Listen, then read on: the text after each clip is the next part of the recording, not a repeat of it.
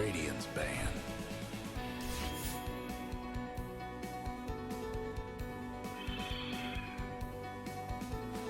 Dire's ban.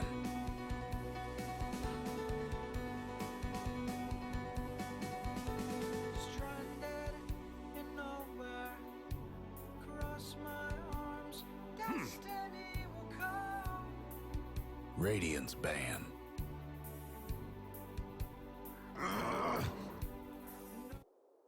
Dire's ban.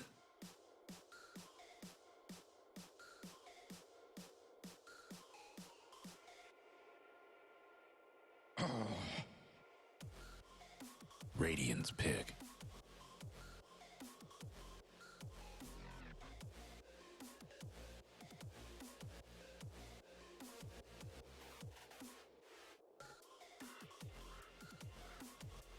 Outworld Devourer. Dire's pick.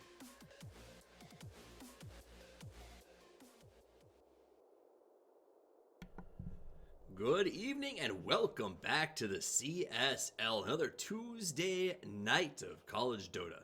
Tonight we close out week 12 as we head down to the Emperor Division. The 7-3 Virginia Tech Hokies take on a tough 9-2 Rutgers squad looking to seal their playoff spot tonight. With only a couple of weeks and no more than one game for a lot of these teams, it's now or never. We do want to thank our sponsors, Twitch, for sponsoring the CSL and featuring our matches weekly, and Asus Republica Gamers, the presenting sponsor of the CSL this year. Asus makes some of the world's best gaming PCs, laptops, and monitors, and Asus is also funding this season's travel to DreamHack and our prize pool for the year. Be sure to follow their social media at Asus_ROG and thank them for sponsoring CSL. My name's Toffees. You can find me at Toffees TV if you're interested, and I'm joined as always by my intrepid co-caster, Gorgon the Wonder Cow. I am here and ready to go. Should be a lot of fun tonight, guys. As you heard, these are two teams that are in it to win it. On one hand, we have Virginia Tech that is, I would say, probably, I don't want to say out of the playoffs, but they definitely have some work to potentially get there. They've got to win out and take some key losses from on top of the bracket. On the other hand, Rutgers can really lock this in tonight. They're 9-2. If they take this, they can pretty much secure a playoff spot. If they can take this 2-0, it's all but guaranteed. And that's something that's important to remember, Gorgon, is that these games, ultimately the tiebreakers come down to games, not matches. So if it does come down to it, and say Rutgers goes 1-2 tonight, or 2-1, that could actually hurt their ability to lock in their playoffs coming up in 2 weeks. Yeah, I think that Rutgers may be the only team in this game that mathematically can make the playoffs, so I'm not 100% positive about that. We're getting down to the point, as you mentioned in your intro, that we're really getting to the stage of what the fighting game community likes to call the gatekeepers. There are some teams that can no longer make it or are very unlikely to make it to the playoffs, but they also have the ability to keep other people from making it to the playoffs, and that's really what we might be watching here tonight. And that could, we see what Anonymous Noob chooses to do. That is Virginia Tech, for those of you who are not familiar with the Anonymous Noob mascot out of VT.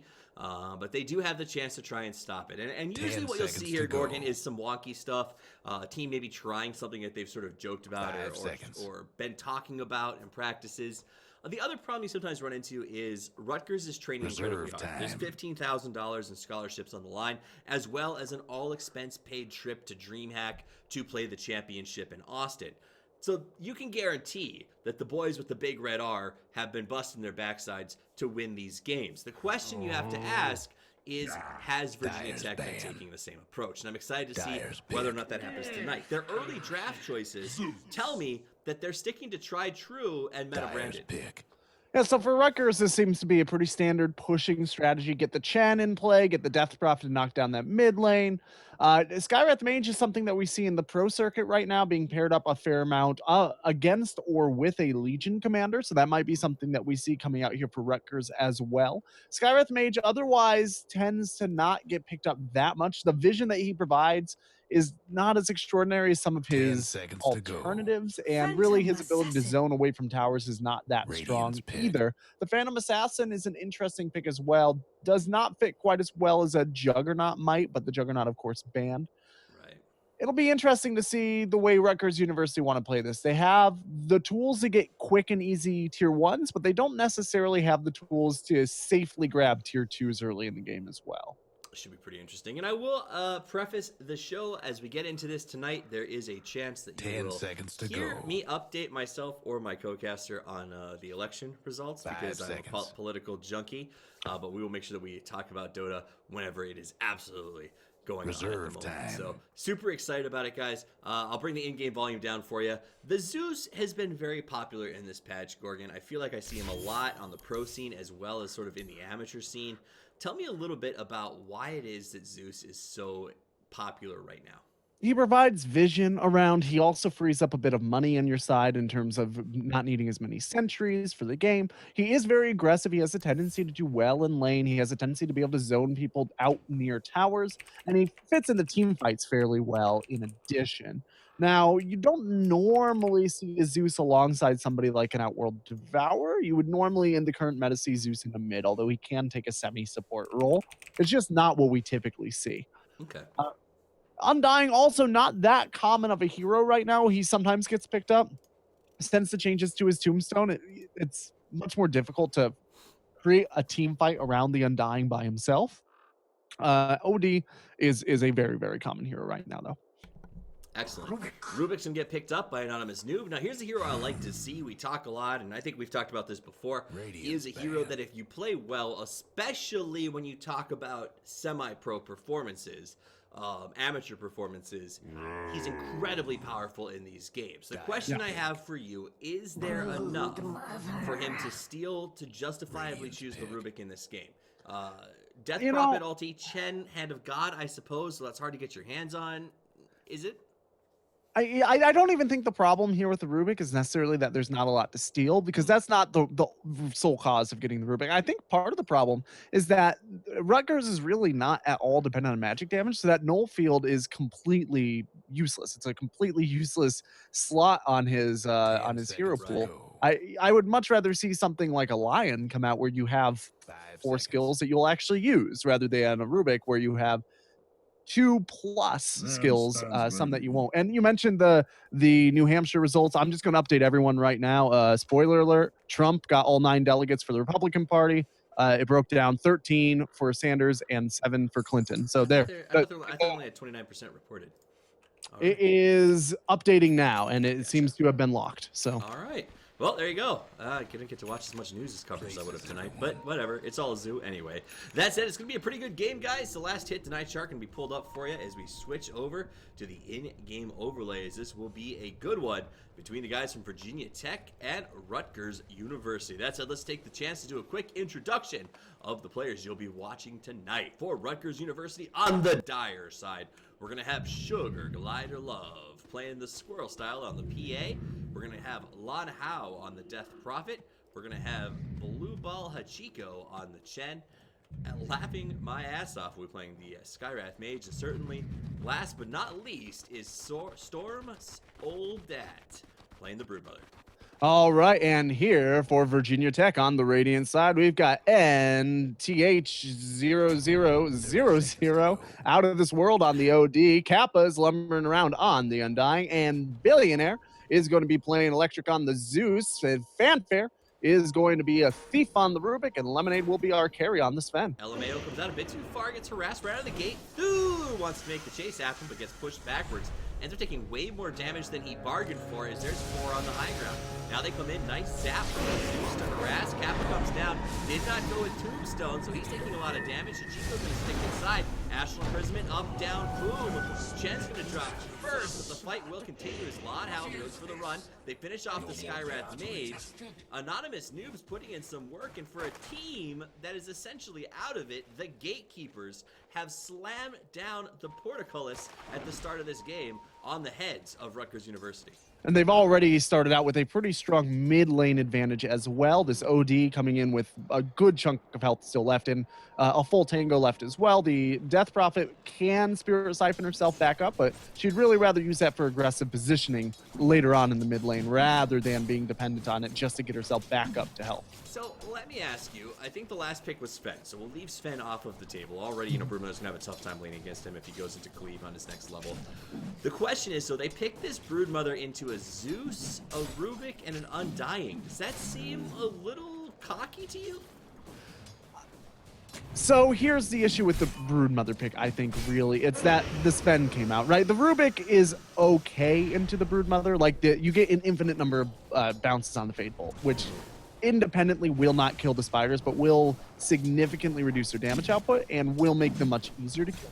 Right. The invisibility aspect with the Zeus is not as big of a deal because really with the Broodmother, getting that invisibility in order to get away is crucial at certain points in the game, but the idea behind a Broodmother is that you just apply so much pressure that your opponents are forced to make tough choices, and you can still do that with the Zeus. It's for a similar reason that you can play a Tech Piece into a Zeus, right? Even though the Zeus in theory would counter that, or Nyx Assassin, something like that. But the Sven, as you mentioned, with some points in Cleave, should be able to readily knock down Broodmother's armies later on in the game, where she's really dependent on that for her tower damage and for her jungle. She'd be able to TP in, and a little help from Zeus for Vision really take out large portions of her army. That said, let's talk about this middle lane. Right now, we've got the DP versus the OD, the battle of the abbreviations. Tell me a little bit about how OD is going to fit into this game. So OD is a hero that needs to get a strong start, and he is doing it right now. Look at this. Or is he? Because Lawnout turns around, gets up the suck, and ends up surviving, but he's getting wrapped around on as Undying tried to eat his way forward to Tombstone assist. Not going to happen. So continue with our definition of what's going to happen with this. So OD is typically defined by how he does in the mid lane out until the mid game. He is in the professional meta very often shut down by a bounty hunter or by an Earth Spirit, somebody who rotates in the mid lane as a support. And we've actually seen Rubik coming in here and now Undying coming in here. They should be able to get this kill. It should be a pretty easy pickup. Tombstone went down a little far back though, so they're not going to get the benefit of it. They finish off the Dire Courier, so that's a massive bonus. Get the kill. Thu does get caught by the creeps. They want to finish him, and it'll be Chen moving in that does it. Beautiful job, Chen, with that creep, I don't want to say army, but just the summoner doing the job with the net. Now Kappa's got to take a run for the hills. Does he have the speed to get out? I don't think he does. It's a double. Yeah, he will end up going down, but it's difficult to say empirically who got the better end of that, just because the Death Prophet did end up losing a lot more than the OD did on that. And he did also force the Chen to rotate out. He's going to get levels slightly slower. It comes out pretty much a wash, and the Courier going down actually makes it a pretty decent trade for Radiant. I forgot about that. Did have the bottle, but it was pulled off right before DP died. In fact, she not only pulled it off, she was able to try to use a charge of the bottle before she went down. So a second sooner would have been very costly, as they would have also lost the bottle, but they dodged that bullet as they were unable to dodge a lot of other things so far in this game. Yeah. LMAO did a good job of harassing up here on the top lane. What were you going to say? I was just going to say, so for this OD, once again, it just comes down to not dying more than that. That's basically the one grace stat that he can get, and he only gets that one because he got to kill first. Now down bottom, Chen is going to rotate in. Big comment down there. Let's take a look at what's happening. Fanfare caught again by that summoner's got nowhere to go. Now wants to chase. Chico may have made a bad decision as he runs it out aggressively. Lemonade pops the mango, follows with the stun. Right clicks, goes for the body block. Nice move by Chico to dodge it. Not going to be enough. Fanfare does end up going down in return. So a 1-for-1, but Chen already dead at the time of the kill. So definitely a nice exchange again for the guys on the side of Anonymous Noob. Yeah, for Anonymous Noob, that's a trade that you'll make all day, every day. Broodmother, another hero that you kind of want to keep back, because eventually you'll have to ignore the Broodmother to go elsewhere on the map. It's just the nature of the game. You can't constantly babysit her. So if you get her to fall behind now, it means that later on she's catching up while you ignore her rather than getting ahead while you ignore her. And they're doing a good job. Storm's doing a good job of sort of keeping his little broodlings out of harm's way. The problem is they're not being effective. They're not getting the last hits. They need to spawn more. And it's definitely, you can already sort of see this Broodmother having a little bit of a hard time keeping up. Though Equilibrium in their defense has really worked out well because Lemonade's fine. Is this bottle coming out for the first time on OD, or did he have it earlier? Okay, I was going to say this is really late, and it would help explain, in addition to his leveling choices, why he has not had a tremendous amount of mana. But I guess he's been drilling through the bottle, and he's not been getting a lot of Essence or procs, which is partially because he had been sitting just on level 1 for a little while. I think he underestimated the power of the Spirit Siphon at least twice already, and has chosen to go head-to-head with Lanhao when it's off of cooldown, and that's really caused some trouble. If you want to go, you've got to really try to time that play. Now, Rubik ends up going down, and you see the chase from Storm. Storm's going to go invis. Rubik came forward to try and get a kill, but ended up losing himself there as a Broodmother with a nice play. Now, once again, Broodmother, one of these heroes that will just kind of pick you off regardless of what's going on if you are not playing completely coherently together as a team. So for this level of play, I would say Broodmother's actually, and you know me, I think Broodmother's a trashy hero, to be honest. But I think this level of play for the CSL, she's a really good pick in a lot of situations. Absolutely. So 250 gold, experience about 500. Nobody in a masterful lead right now. Kappa's going to go head-to-head with LMAO. LMAO backs off immediately, says, I want none of that. Lemonade having a hard time, though, because Storm's doing a good job of sort of creep skipping, melting away, and doing a good job of just keeping his broodlings up enough to threaten the health of anybody who comes into lane that is not the Sven. Now, they're going to eat through some trees and wrap around. Fanfare does have vision. Pops the dust, hiding in the trees. Well-placed Storm, but nope, they eat a tree, they find her. They're going to go, and all the damage is there. Can they get her before she gets away? It should not be a problem. Lemonade gets the last hit. On top of that, turns around and starts to clean up some broodlings for a lot more gold. And that's the danger of the Broodmother, is you got to, when you die, you got to be on top of those broodlings so you're not overfeeding the person who took you out. Yeah, when Broodmother was really popular around this time last year, and you saw guys like Zai and Ice absolutely cleaning house with this hero, that was a period of time where even then, when you ran the numbers, Broodmothers ended up having less gold at 10 minutes than if they had just stayed in the fountain and never come to lane. Eliminator attack, Storm TP's right in, they go for the slow, LMAO hits him pretty hard, he's already dropping, he's being chased by the Summoner, but the Summoner was out of position. Now they are going to have to let him go as TP comes out from Kappa, a bit of premature attaculation, and now Fanfare's actually getting caught by the Summoners. He grabs it from the outside, pick up, throw down, and Chico finds himself out of position with the damage is back on Lemonade. They want to dive for him, they leave Chico behind, and Chico is going to go down. Meanwhile, the dive is happening from the Broodmother. She finishes the Sven and dies behind the tree. Will it be enough? Because Kappa and LMAO are still going head-to-head, and they will withdraw. LMAO is low. Brood wants to finish it. She comes in. That makes it a double, and now Fanfare has to back because he can't sustain the damage from the Broodmother, and that's a double kill. And all they lost was the Chen. This is... Rutgers is just outmaneuvering. That was nice. In this particular case. That was just really good confusion tactics, going in and creating bedlam so that the heroes that should be protecting the Sven were spread out and not really there. The Rubik was by his side, but Rubik's not going to be enough at this stage against a Broodmother who is swinging what? She can do like 300 damage per second or something with all of the spiderlings. She's doing surprisingly well coming up against that Sven. Now, we haven't checked in with Sugar Glider Love for a while. Let's see how he's doing up here on the top lane. Ring of Aquila and a shield. He's doing all right on the last hits, 37-1. He's had a bit of a hard time going against the Zeus. No big surprise there, as it's just tough to deal with this Zeus who... not a bad build. I think that when you're going up against the PA, you can justify some static field over some lightning bolt, just for zoning reasons, but so far it's been think effective. In almost every case, getting static field instead of lightning bolt is the right choice for any lane. The one reason you might want to go with lightning bolt in this particular case that I can think of is that you just don't have access to the rune for the bottle runing, so that you can't necessarily constantly cast Arc Lightning. If you can't constantly be casting Arc Lightning, then maxing static field doesn't give you as much. You may as well get the lightning bolt so that you can participate in fights earlier. Exactly. That makes sense. And I could definitely see that since the bottle hasn't been filled as much. Now we're going to see a nice Stormhammer gets a whole lot, but now he's got to be careful and back away a little bit. Fanfare was able to steal the Test of Faith, so that should be pretty interesting. I guess not really what he was absolutely looking for, but maybe they can utilize that to get a gank off of the fast rotation. Storm immediately right back into his opponent's jungle very, very cleanly. Zeus got cocky, ended up going down. LMAO comes around from the outside. He's been very mobile in this game.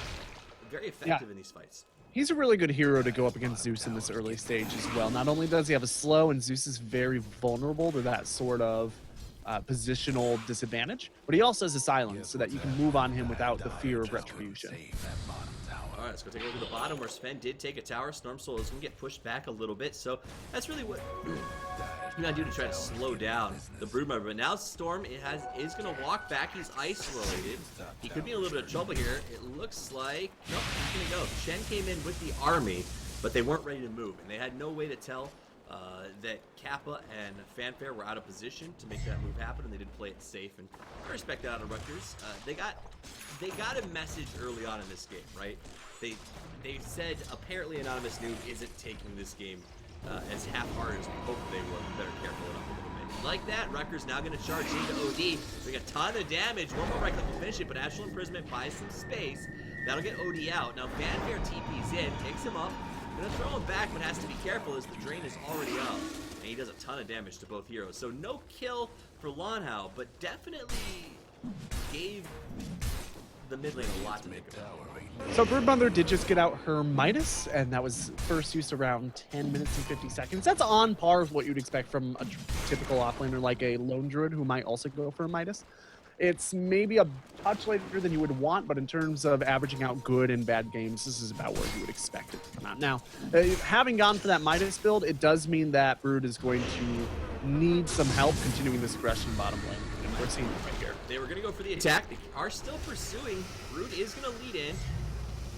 Now it turns into a harass. So they brought a lot in. They brought the whole crew, including the Chen army, and they tried to make a move again, but at the last second, Lemonade gets whiff of it and is able to fade away. He's playing very aggressively, not dropping any farm, and that may cost him as everyone rotates around. They're here. The suck connects. Lemonade on the run, getting hit by everybody and their mother and their broodling. Wall's going to go down a good stun, but not enough. And Sven drops. Rutgers University knows that Sven is their biggest threat at the moment and has been working overtime to prevent that from happening. Look at this. We've got an OD with a salve in base and a bottle on his inventory. Radiant's bottom tower ain't a pretty sight right now. Did he just purchase that salve, or did he just happen to have it never use it? I mean, I know that he bought it not too long ago, maybe a minute or two ago, tops. Yeah, he must have gotten it with the expectation that he would need it and then not ended up needing it. It's fine. It's 100 gold. I mean, that's not going to break your game by any means. Rutgers are going to go ahead and grab this tower with what remains of the Exorcism along with their Broodmother and their Chen. All of these units together make for an absolutely phenomenal push game, as we mentioned in the draft. But it's going to get worse before it gets better for their opponents as well. Simply because this Broodmother is going to quickly get into the stage where she can start to chip down towers on her own, and you don't need the Chen or the Death Prophet, so the Chen and the Death Prophet will be able to engage in a completely different lane altogether. Okay. All right, let's see. Gold lead, wow, has already dropped to 3,000. So Rutgers, if you look at the slope, has just sort of taken control and been running with it. This Broodmother has been very effective, but she's under attack now. Makes a move. Sven actually gets the kill as Fanfare. He thought he could get the kill on the Rubik. It's been an easy takedown every time so far. This time, it just wasn't quite enough. And maybe that's because they were fighting at a tower. Sven is actually going to go into a Yasha instead of a Blink Dagger. I'm a touch surprised about that here. There are not a lot of spells available to zone out a Blink Dagger use here. There's not a ton of AoE that just naturally goes out. The Skywrath Mage, if it has Vision, will be able to stop it, as would the PA from a distance. But other than that, a Blink Dagger would be a fantastic gap closer for the Sven. And it's also relatively common in the current meta. So interesting that he's going to go for the damage and survivability of what I assume is going to become a Sanjin Yasha, rather than going in for the maneuverability of the Blink Dagger early in this game. All right, now it looks like there might be a little bit of action prepping to happen down here, up here on the top lane, as we've got Chen hiding in the trees. He was waiting to have that rune come up and just sort of protecting it.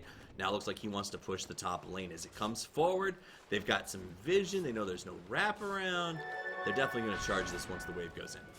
Yeah, they have all the space in the world to do that as well right now. There are some heroes rotating up, but I'm honestly not sure that Virginia would be able to take that fight if they are forced to. Lemonade. So what Lemonade's doing down here is he's trying to keep the jungle as farmed as possible to help a little bit marginalize the Broodmother. Is it working? Well, hold on one second. We're going to look at the top where Kappa gets caught on. Nice play by Kappa turns back around. TP in from the OD. They lose Kappa. Sugarglider gets caught inside the Astral Imprisonment, but there are dire scattering because Radiant have come out of the woodwork. Sugarglider does manage to get a dodge, runs away. Billionaire turns back, gets a pick on the Jet. He's in some trouble. Lano gets up the suck and finishes the job. So Rutgers loses one. Noobs lose 2, and they are now chasing down more. It looks like Rutgers wants to keep this fight going. They weren't prepared for the bait off to the side. Rana was there, he pops his ultimate. Fanfare is in some serious trouble. He wasn't prepared for that one. And now we're going to see the chases on. The stuns are available, but not quite fast enough to close the gap on Thu. Dire's top. Yeah, they're going to try. They won't be able to, but they will be able to fall back and get this tower, almost certainly. Here's the issue for me, for looking at Virginia and where they are right now. They should be losing at this stage in the game because their opponents are running a very heavy push strat, and their opponents are better ranked, right? So those two things together would imply that this is not a very easy stage of the game for them to pull ahead. That said, I don't see where they go from here. They need the OD to catch up. The Sven is on top of the net worth, but he himself is not going to be enough to offset the tower gold disadvantage, and PA actually just passed him. So at what point in time do you think Virginia Tech actually starts to swing into their own game? I don't think they have to. I mean, at this point, they're getting picks, they're getting the rotations that they want. They're doing a good job of that. See, Lemonade's going to turn around and go on Lanhao, but he could be in trouble as the stuns just come layering in. Lanhao drops low, but the drain is just so gosh darn strong. Lemonade can't stand up against it. In comes Thu. Trying to help out with the fight. National imprisonment. A little bit of play from Kappa. They get one. They might get the double as the drain is off a cooldown, but he's not going to turn and fight it. Lots of cleanup. Chen creeps go down by the dozen, so the rotation works out. And I thought it was going to work again for Rutgers, and maybe this means that it's time to take the aggression up because they were doing the casual get solo pickoff plays, but the rotations from Virginia Tech were just too strong. And Chen lost his army. That's really frustrating to Chen. Yeah, so bear in mind what I said during the draft. For Rutgers, tier 1s should be really easy this game. Tier 2 should be significantly harder. Now, Storm Soldat has been given a fair berth here, which has been working out to his favor, but even so, he's only going to be able to chip away chunks of this. He's not actually going to be able to take the tower. He's got to back away. Lemon's going to TP in immediately. Storm pulls back all of his bruisings, not willing to risk them at this particular moment in time. Meanwhile, up on top, Sugar Glider Love continues to farm aggressively, quickly gaining a lead, almost to 1,000 over the Sven at this point, as she has the Yasha and is clearing ways very, very quickly. Yeah, Broodmother is just going to retreat back into this jungle here. And Lemonade does need to be careful at this stage in the game. Just the Broodmother, he's got Cleave to deal with the Broodlings, but Broodmother can almost go at him one-on-one. If she has Insatiable Hunger and he does not have God Strength, that's a dangerous game for him to be playing. Granted, he does have 15 armor, which would help tremendously in that fight, but even so, any support rotation, like the Skywrath that is thinking about coming in. Wow, they ran the courier right over the top of Lemonade. He's going to chase, but he's not going to get anything except isolation as he gets pulled away from the creep wave. There's LMAO. The bait is real. They got him to run through the trees because they wanted him. They find him. He goes down. Storm may go down in return, but he gets healed up. Nicely done. Fan goes for the TP. He's going to run. They don't have a stun. He will manage to get away. Meanwhile, OD does manage to take down the Death Prophet. That's not an even trade, but it is something, especially considering this OD has not been nearly as impactful as you'd want him to so far. He does have a Force Staff up, and he did just finish his Dragon Lance. So he's looking to be a right-click monster. He's looking to control the pace of fights from the back line. I'm just not sure that this OD is really in a position to control the fights the way they need him to yet. Right, it looks like LMAOs can do some scouting, harassing Kappa right away. I do want to address, actually, Kappa got really low there, and it looks like Hachiko's going to get cheeky. Goes in, the stun comes up, but Fanfare's there. In come the TPs, they got to be careful. Storm finishes the tower, boy. Billionaire getting low, he's locked in. Body block. Down he goes, down the run, as they back away happily. Fable's going to clear some spiders, but they utilized it beautifully to block him out and just get the kill on Zeus. Now Kappa on the chase, but there's LMAO. He gets stuck inside. What? Surprise! Phantom Assassin. Now the stun on the spider. Lemonade makes the play. Good OD play here. And they've got to back out. That PA was just taking too much damage. Oh, now wants to go. He pops his ultimate. Nope. Here comes the chase from the Skywrath. Lemonade will go down. That's one, that's two, that's three, and the retreat is on. They saw the ulti from Thu. They thought they had won the fight, but it was not to be as Lanhao turns it around, rescues the PA, and they bring it down. Tower +3. That's the way to play this one, baby. And this is just going to allow Rutgers to start to chip away at this mid tower. They don't have a Spiderling army. They don't have a Chen army. They won't have Death Prophet ult. I'm not sure that they'll be able to take it, but they will be able to get it down to about half health. So real quick, just to address some sound things, somebody said every once in a while one of my words is popping. Unfortunately, I'm getting over a very bad chest infection, and I'm coughing a lot. Every time that I mute my mic to cough and turn it back on, the equalizer restarts. So that's where you're getting your pop word, and I wish that it wasn't happening, but it's that, or you get to hear a very disgusting cough. Wow! Well, that's a dead lemo. Yeah, Skywrath won't be throwing out any more very disgusting coughs anymore. He is done with his coughing days. His chest was cleared, but only because there's a giant hole in it. Now Lemonade in some trouble here. PA wants to go head-to-head. He can pop the strength, but it makes no difference to Sugar Glider Love, who brings a lot of hate to that Sven's face. Man, this comes down to what I was saying earlier. I just don't know what stage of the game Virginia's draft takes control if they don't just outplay in their lane and dominate, Well, which they did. They did well, but they didn't get the level of advantage that they honestly would have needed. And I'm now understanding Rutgers' Broodmother pick a little bit more. This Broodmother was good in lane, but I think that she knew, even with some of the picks out there, it wasn't going to be a dominating push. However, he's able to take this jungle completely away from the opposing carry. PA has had nothing but free farm in her jungle when she wants it, and there's just no catch up for Sven. Where does Sven go if he wants to get farm? The answer is this king. Yeah, the other aspect of that is not only are you forcing your opponents to make the decision whether or not to come gank the Broodmother or to engage into the rest of the team, but also the Broodmother is taking an entire lane of obligation away from Rutgers so that they don't have to split their attention quite as much. When you are running a push strategy, having an entire lane basically pushed by the tides makes it much easier to get those towers and get that advantage that you need. Because for a Death Prophet and for a Chen to really execute well throughout the game, they need tower gold advantage because they don't innately get a level advantage to the same degree that some other heroes might. So I'm curious about the PA, S, and Y. I get that it's got survivability, but it's much needed at the moment. Manso might benefit from more. Though Storm is going to get caught out here. Lots of vision. Kappa closes. Storm very low. And then, wow, that's two. They've invested wards like crazy to try and get her down. Storm's going to dodge in the trees and somehow surviving. The Zeus is there watching, though, so she's trying to shoot back out. They find her, and she walks into another sentry ward. And it took a while, but they got the kill. So I buy into the Sanjin Yasha here instead of the Manta for several reasons. One reason is the primary killing mechanism that they have for the PA, or that Virginia has for the PA, is going to be magical and pure damage. It's going to be coming from the Zeus. It's coming from the OD. The Sven is not going to have Monkey King bar for a long time, so you don't have to worry as much about the Sven. The Rubik doesn't really have any damage of note, and the OD ult is okay, but it's really just not that stellar because OD's kind of playing from behind. Right. All of those things put together mean that getting more health onto the PA is going to help mitigate the efficacy of that magical and pure damage. And the other thing is that there are no silences to worry about, and there's only one stun that you can disjoint. The Sven Storm. And on top of that, there's so much wave clear on the side of Virginia Tech right now that those illusions would disappear almost too fast to even make a difference. I get it.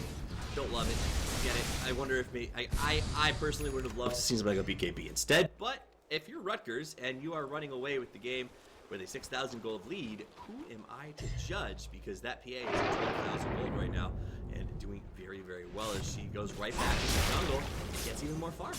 Yeah, it's a tough call. I think the BKB probably would have been the wise choice, but it would not necessarily been the superior choice for combat. Yeah. Right? It would have been the responsible choice, but it's not necessarily the Ferrari that you might want to pick up. And this PA clearly wants to be active. Right. Sometimes you don't want a Ferrari. Sometimes you want something a little more slow. Anyway, Storm's going to come in, clears out the jungle again, just making it impossible for this Sven, who I think is probably getting pretty frustrated at this point. Kappa is trying to farm Chen creeps that are scouting, and really Chen's just sacrificing these creeps, making sure nobody's around to stop the Roche. They go right in, fast and easy, but now he is leading them to the Roche pit with this Chen creep, so he realized, wait a minute, I don't want to run all the way back. And he'll send the rest of the creeps in to sort of keep an eye on things. You see the stun from the Centaur. Nice double stun, buys the time needed to get a little more damage here on the Roche, as now everyone knows. They pop the ulti, they have the vision, they want to make the play. Can they do it? And now they got to back away because they saw the Aegis picked up. They're out of position. That's when bad things happen to good people. Undyne's being caught in a tough position. He's going to have to run. The tombstone went down, but not down enough. With pop by the Death Prophet, we see Storm going after the billionaire here. Can he finish the job? Blink away by the Zeus, but Lou still way too low. Lotto trying to finish it, looking to make the contact. That is a dead OD. A huge pickup for Rutgers. An Aegis, a double kill, and now the permission to push. Dyer's top Now with the Aegis, I don't know that Virginia Tech can do anything about this push. Their OD's playing from too far behind. And the OD's actually doing pretty well relative to his team. Like, he did okay in the mid lane. He stayed competitive in terms of levels for a long time. He's still only 3 levels behind the PA. You know, he's only 2 levels behind the Broodmother, and she's had a Midas for 15 minutes, right? But she needs to be ahead on levels. That's crucial. Storm is low. He does get killed down. Storm jumps. Super Glider jumps in, gets a nice kill on the Rubik. Kappa gets Prince, gotta back away. They do lose the tower now. They want to go for the melee. Throws out the dagger. Here comes Susto. Puts a lot of damage to Super Glider. He's got to jump away. The BKB's on cooldown. Stun is there a lot out. LMAO's going to get back to zone. More stage season. First half by himself. Shouldn't he be? Billionaire drops pretty low. Gets hit with the ultimate. Here's the chase now. From PA wants to finish the job, but the ultimate from Zeus puts her in dire straits. Dropping low. Finished off by the Undying. Matter's got the Aegis now. We look at OD going head-to-head with Lotto. Got a love on the run. Could be in some trouble. Jumps Lotto for safety. LMAO's going for the assist. He's going to hit down on the escape. Lotto still dropping very low. Getting attacked from both sides. Lotto comes back to help, but it may be the end of him. As we see them chasing the last 3. All 3 very low. The switch on the Storm Hammer. I don't think it's going to get to the base in time to finish the job, and they will lose 3 as they back away. Yeah, they were able to push off. They were able to take the Aegis, but at the expense of their tower. That was worth it. PA might go down here, actually. Billionaire almost has the space. Gotta There it blink. is. Boom. That change, man. That change to ground targeting was my favorite thing that ever happened to Zeus. It really was a very good change, I think, in general. For a lot of reasons. It opened up Zeus to be able to counter ward. It opened up Zeus as a potential support. It allowed Zeus to scout from low ground. It just provides a lot more maneuverability options for the hero. This hero was dead in the water for a long time, and that change by itself was almost enough to bring him back. Absolutely. And now he's back, so kudos to him. He's one of our favorite heroes. I'm glad to have him back in the pool. On the regular, 21-18. Goldie did drop back just a little bit towards Virginia Tech, but at the end of the day, Rutgers still in a very commanding position. The reason they're down is we saw a little bit of the Troopers we're used to in the CSL. They were engaged with the Storm, so he gets stunned as he runs away. They've got these on him, the doesn't stop, and they walk right to the ultimate, doesn't care. Now, Pachinko drops low, Lano pops the BK, but has to back off. That Broodmother's boldness was a bit too much. Now they turn back. Duke takes a lot of damage from the ultimate as he takes down here. And they finish off the mid tower and we're back away without losing anybody. The Brood got a bit of overcommitment from Rutgers, and we actually saw the ultimate burn from Death Prophet in order to defend the rest of our team. So that's actually a pretty good get from the guys from Virginia Tech here. Very good get. Just get buying 120 seconds with no ult from that Death Prophet is 120 seconds for this Sven to try and get toward his core items, or work toward a Monkey King bar, so that he can actually fight this PA. Once he gets that, especially if the Death Prophet has not cleaned up and gotten her oh god, I'm blanking on the item. Octarine core. Thank you. If she hasn't gotten her Octarine core before Sven gets that Monkey King bar, she's toast. She needs the survivability of getting that damage soaked. Yeah. Well, talking about toast, Sugar Glider Love is rapidly approaching a point where she's going to toast a lot of people in these fights.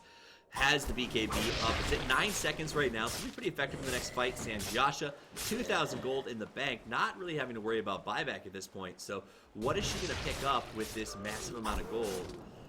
And how close is it to curtain lights out for the guys here on Virginia Tech? Well, she does need to hold on to a buyback because she does have one lane that is pushable. Mid lane is the easiest lane to push from your side of the river because it is the shortest lane, right? The shortest distance between 2 points is a straight line.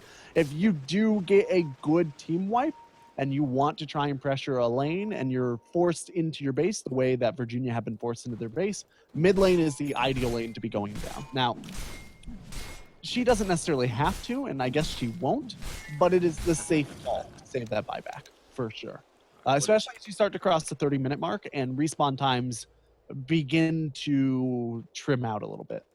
Makes sense. All right, so the Bash are going to come out, and that is going to cause, I think, some trouble for Sven in these head-to-head battles that they have been having. What's pretty interesting is these two Titans begin to cause trouble for each other. That said, I am impressed that Storm has been able to at least... I'm sorry, not Storm. I keep saying Storm instead of Lemonade. Lemonade has been able to maintain his farm at the level that he has. He's only 1,000 gold behind the PA, who's been generally free this entire game, and Lemonade's had a very difficult time finding space to farm. Meanwhile, over in the Ruin, it looks like LMAO is going to get healed by Hand of God. On the run, can he get away? Nice save. That was a ghost scepter, I believe, and they miss. Zeus just barely misses, and he escapes with the skin of his teeth. That was mind-blowing. Monkey King Bar is finished on the Sven as soon as he gets Courier out to him. Okay. And as I said, no Octarine Core on the Death Prophet. There is a Basher on the PA, but Sven wins that fight with the Monkey King Bar if he does have God Strength up. So this could be a very dangerous engagement here for Rutgers to try and take this high ground. Rutgers definitely find themselves in a tough position. The gold lead has been steadily working its way back towards Virginia Tech. Storm still doing what he's supposed to do, which is taking away any potential farm in the jungle. He's actually given up on pushing lanes and is just jungling at this point, as you can tell by the patterns of his webs. That said, like we brought up, Lemonade's finding farm in other places. And is a Lemonade stand going to be enough to win this game, or do they really need OD to also get his hands on some more farm?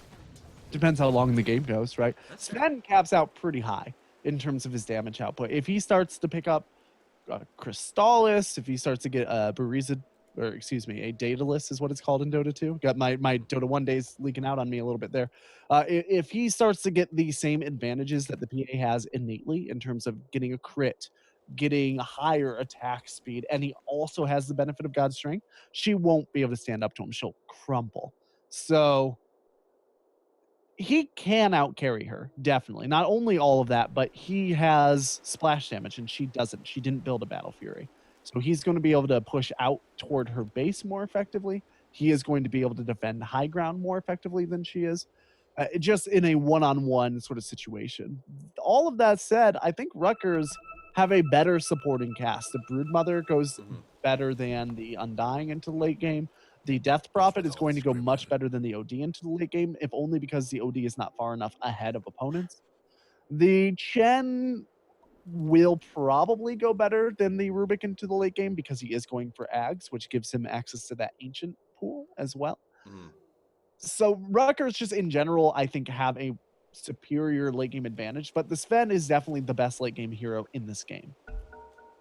All right, well, we will see what happens as the game gets back underway. Rutgers slowly losing ground on the back of what I like to call the CSL hubris, where they just made a couple of calls that were just too aggressive. They thought they had the game in hand, and, Virginia Tech wasn't willing to yield it yet. They wanted to fight back, and boy, did they. Radiant's top tower. Yeah, they have been making some pretty good choices and forcing out some pretty bad choices out of Rutgers. That said, if they continue to pick off Storm Soldat down here, this has started to become a liability. Yeah. This is why I often call Broodmother a trashy hero, right? She is a hero that if played with really good coordination or against a team with really bad coordination, she just rolls through people.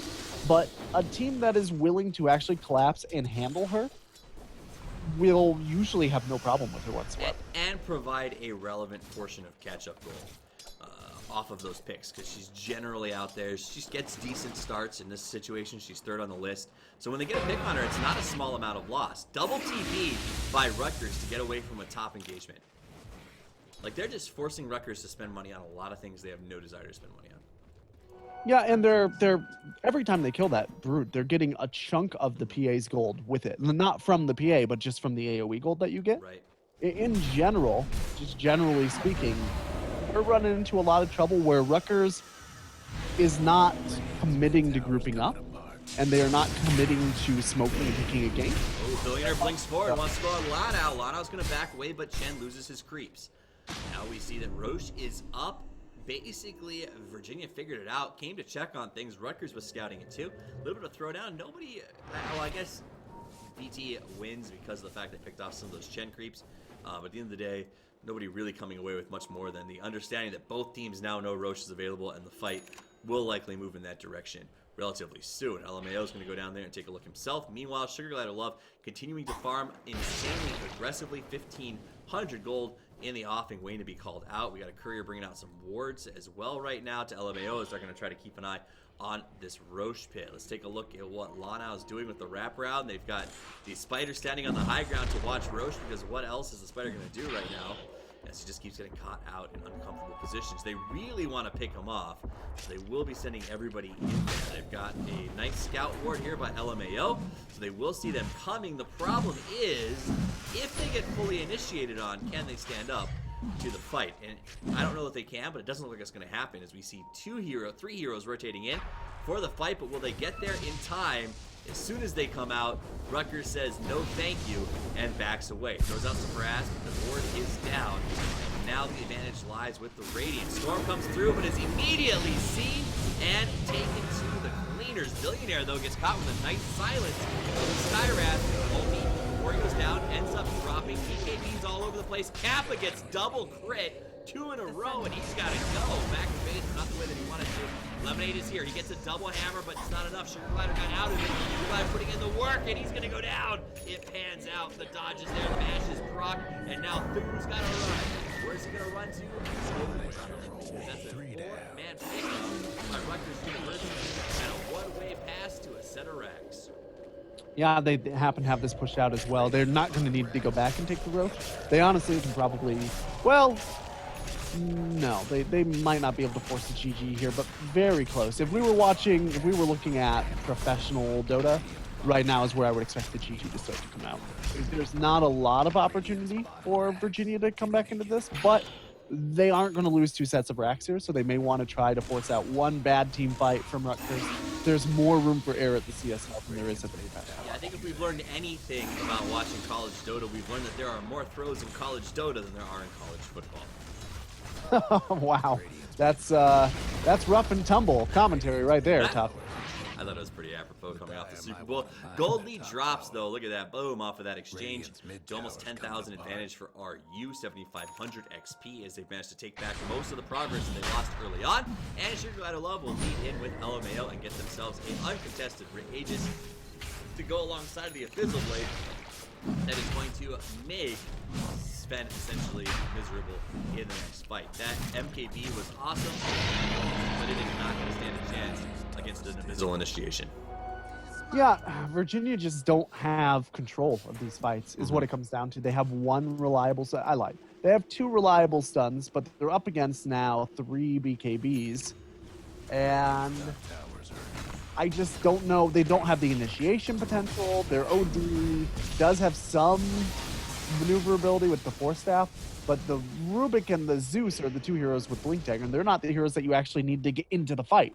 You need to get the Undying and the Sven into the fight, and those guys are like cement shoed to the ground. Lanao was buying something at the secret shop, trying to finish up that Octarine core, runs into a wild Sven, and then lucks into a Restoration Rune as soon as she comes out. So barely survived and is going to come back at full. That's got to be frustrating. Yeah, and more frustrating really than anything here is that you're now going to be dealing with this push potential with an Aegis and with an Ancient Army coming off the Chen. Ancient Army for Chen. You've got the Octarine Drain Spirit Siphon coming out of, I mean, this is just a very tall order to come back from. It's already 13,000 gold. It's rapidly spinning even more in Rutgers' favor.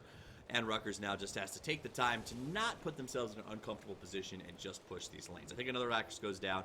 We see the GG, and I would imagine Digitech just goes next and says, we got to fix whatever happens here. They got off to a good start. They got a double kill to start this game. They just could not convert that up against the Broodmother on the bottom lane. Yeah, part of the issue here, and I've been saying it all game, and I'm not a believer also in losing at the draft, but they made their job hard with the draft that they had from Virginia because there's no real synergy. They didn't window out a specific time of the game that they expected to execute. They just gave themselves a little bit of everything, and that tends to be a pretty bad strategy overall. A little bit of everything means that you have to execute better tthan your opponents all the time. Archer's gonna make a move. They go on Lana, gets picked up from Nuggets, drops the BKB. Sugar Glider Love drops pretty low. Zeus puts in some good work with Yaldi, but now he wants to play. No BKB was popped, waiting until after the Aegis is blown. Aegis will come up, the BKB will blow immediately, and Sugar Gliders will go for the chase on Lemonade. Nice blade mail, not gonna matter at this point though. Kappa dropping pretty low. Astral Imprisonment buys some time, saves Lemonade. Sugar Glider Love's got a back away, BKB's almost over. LMAO is gonna go down, gets picked up and thrown back, and Sequel trying to run, goes down. What an ultimate from the OD. That's a double, make it a triple though, as I don't know a lot of get out of this. Hachiko! He's gotta go. Back to base. He escaped just barely. As you saw, the astral orb that would have been his now chasing it all the way back to base. Okay, Well, they defended Brewmother high goes ground. down where? That they managed to hold on to that high ground fairly effectively. They got rid of the Aegis and still managed to kill the PA again. But really, Rutgers can afford to lose at least one more of those fights, if not two more of those fights, before they're really in any danger at all. They still have a tier 1 up in their top lane. So if their opponents do somehow get a series of good fights and then convert to objectives, they're very unlikely to be able to convert to an ancient. Right. Was Broodmother for a mid tower a worthwhile trade? Yes. Getting the mid tower there is the only thing that saved any of that engagement for Rutgers, right? Because otherwise they got nothing for a PA and a Skyrath. Right. So you happily throw one more hero on to make something happen for all three of them, right? It's like it reduces the cost, the going cost of two of your other heroes if you throw in the third for free. Now, while we have a little bit of a break here, let's wait for PA to actually come back and make sure the FPSs are there. Keep in mind, guys, this is not the only college league that is going on. We have StarCraft 2, CSGO, Hearthstone, League of Legends as well. So whatever your poison is, you can pick it here at the CSL, and we're on 5 nights a week with coverage of all of the different games and all the different leagues. Gold at 15,000, XP at 8. You are Virginia Tech. What do you do? Just defend high ground. Continue to play the high ground game. Get the Sven as much farm as you possibly can. Like I said, Sven is the hardest late game hero in this pool right now. So if they manage to defend high ground a couple more times, they're back in this game. The issue is if they get overzealous, if they go out and try to push to tier 2, the tier 1 is no problem. It won't even be defended most likely. But if they go out and try to push tier 2s without taking picks, A, is they're going to start losing their base to Rat, and B, they're going to find themselves getting picked off on the route away from that engagement. Spanish out here without a TP. This is a big no-no at this stage of the game. They are kind of all in pushing. Does anybody have Travs for? Fortunately for them, nobody from Rutgers has Travs yet. If they did, this Rax would definitely be gone. It's probably gone anyway, though. I don't think this is a very good decision coming out of it. So they will lean into it. Bottom lane open. Here comes a billionaire to defend the middle. And it looks like a big chase up on top as we see LMAO, Sugar Glider, and Storm trying to close the distance. Uses the web to move a little faster. The chase is on. Thu is slow. They're doing everything they can. BKB is popped, and he will TP to safety. Had to burn the BKB to do that, though. So a nice effective rotation backed by Rutgers. As it's definitely clear that VT has their back against the proverbial. I honestly, I disagree with that choice from Rutgers, too. I think Rutgers should have feigned a defense by just kind of standing in the general area, let that tower go, and had Death Prophet pop her ult and take mid. Zeus cannot stand up to Death Prophet solo there. So either Virginia would have had to back off, and that's when you use the PA to stun a couple out, or they would have traded the tower for the Rex, and Rutgers wins the game, right? Either way, that ended up working out pretty well for Virginia, considering they were out so far without a good set of maneuverability on their carry. Definitely. All right, gold lead is slightly back in the way of VT as they continue to fight tooth and nail to hold on to this match against Rutgers University, who really wants to take this 2-0 to secure their position in the playoffs. And playoffs obviously lead to Austin for DreamHack, and DreamHack leads to $15,000 in scholarship funds, which I think that if anybody here, if anybody's been to college, you know exactly how much scholarships can help out. $15,000 is years off of your student payments. And I think any team would be very happy to have their hands on that. Yeah, it's more than I got for tour duty in the Civilian Conservation Corps, right? So that's I'd much rather play Dota than that. Yeah, is that a real thing? That's a real thing, man. Yeah, it's like the military, but you don't fight people. Is that why you get less money? Yeah, it's probably why I get. There's no real danger either. It's really not like the military at all, but it's set up to be the equivalent. It's like a Peace Corps, but not abroad. Like the Al Gore Juniors.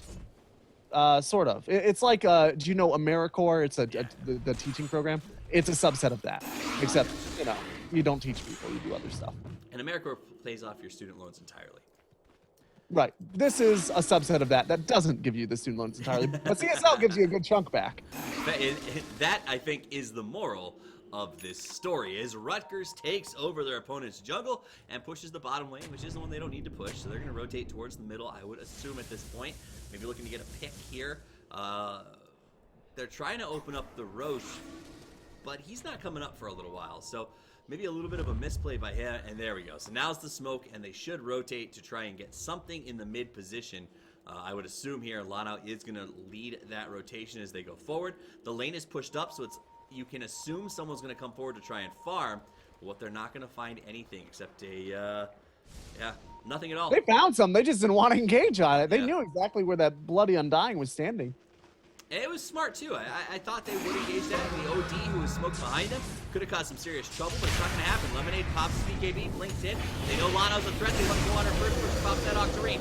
But it's BKB's all over. Looks like a pot of gold out there, baby, as Lemonade gets crushed. Back, want to make the move. Come out from the does a lot of damage to BKB's all fall off. Snap run, nice ulti again from the OD. And you see Rutgers tuck tail and go. They got reinforced the buybacks. They'll be happy with that. But they can't afford to stick around.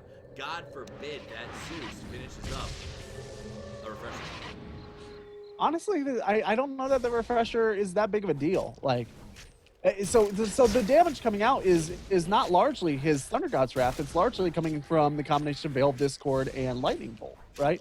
Thunder God's Wrath is nice, but he's really using it as a zoning vision provision, and you can see the only hero that ended up going down was the PA.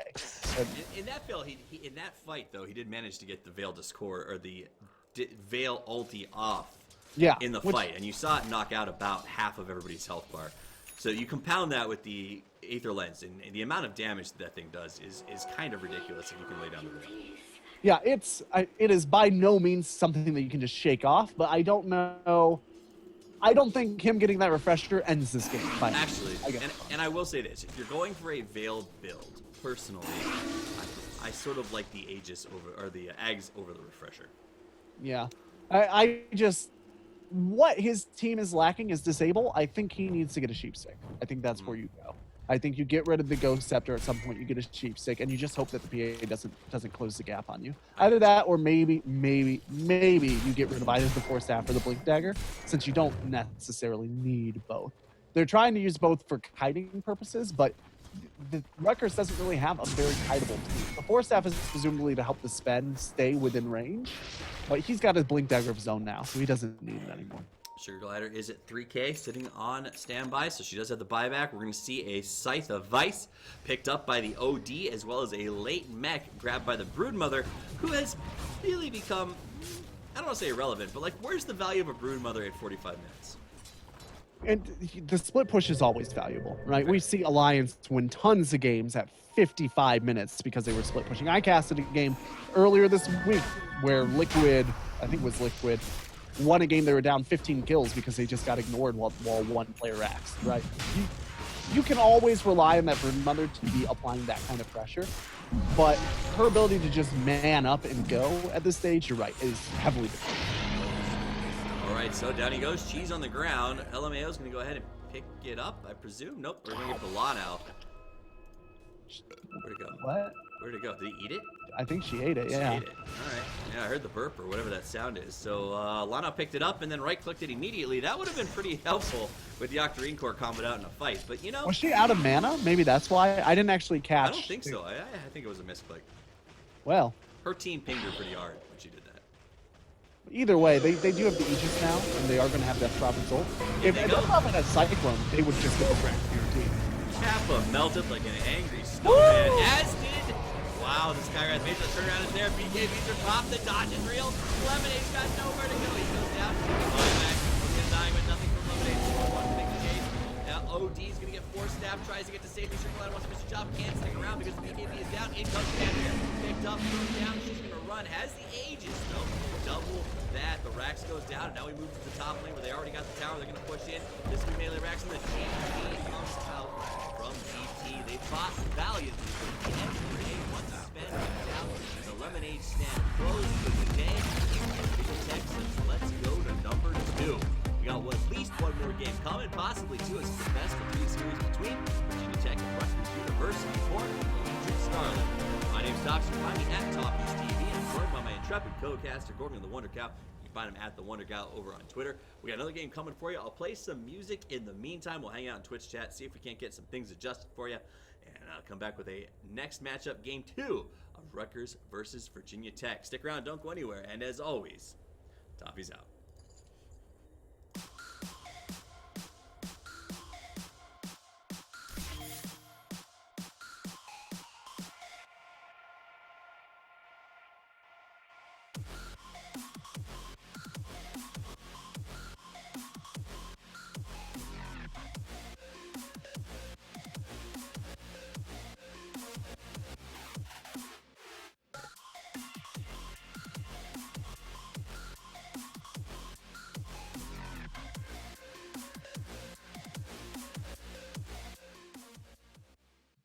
Way to see you, but your eyes are as pure as the clouds.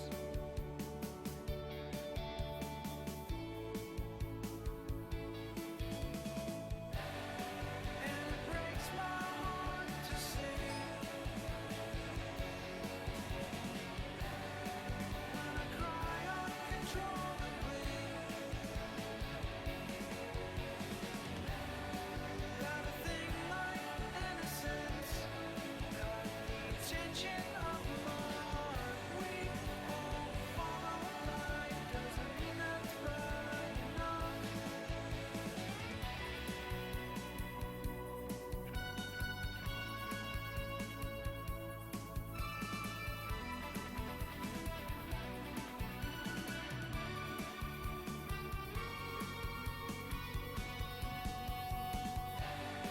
And it breaks my heart to say when I cry uncontrollably. Got a thing like innocence, caught the attention of my heart. We all follow a line, doesn't mean that's right enough.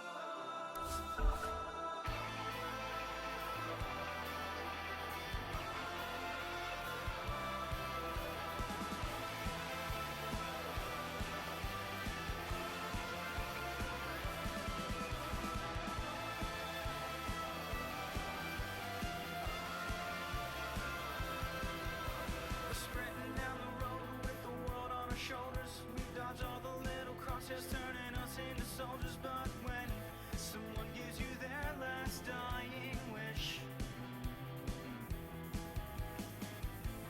you cannot be afraid. Time is all we have left. We don't have much of it.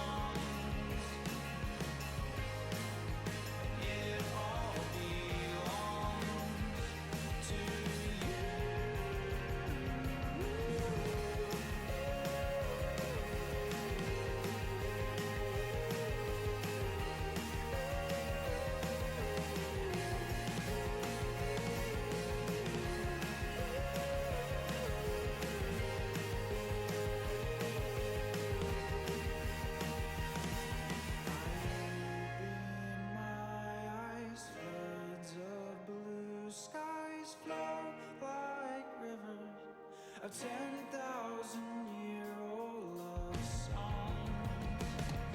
I open my eyes, floods of blue skies flow like rivers, a 10,000-year-old love songs. It all belongs to you. Radiance Band.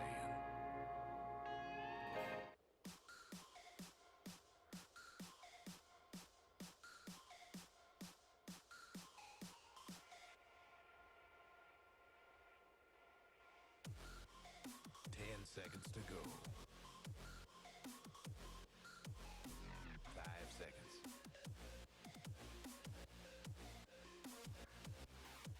Reserve time.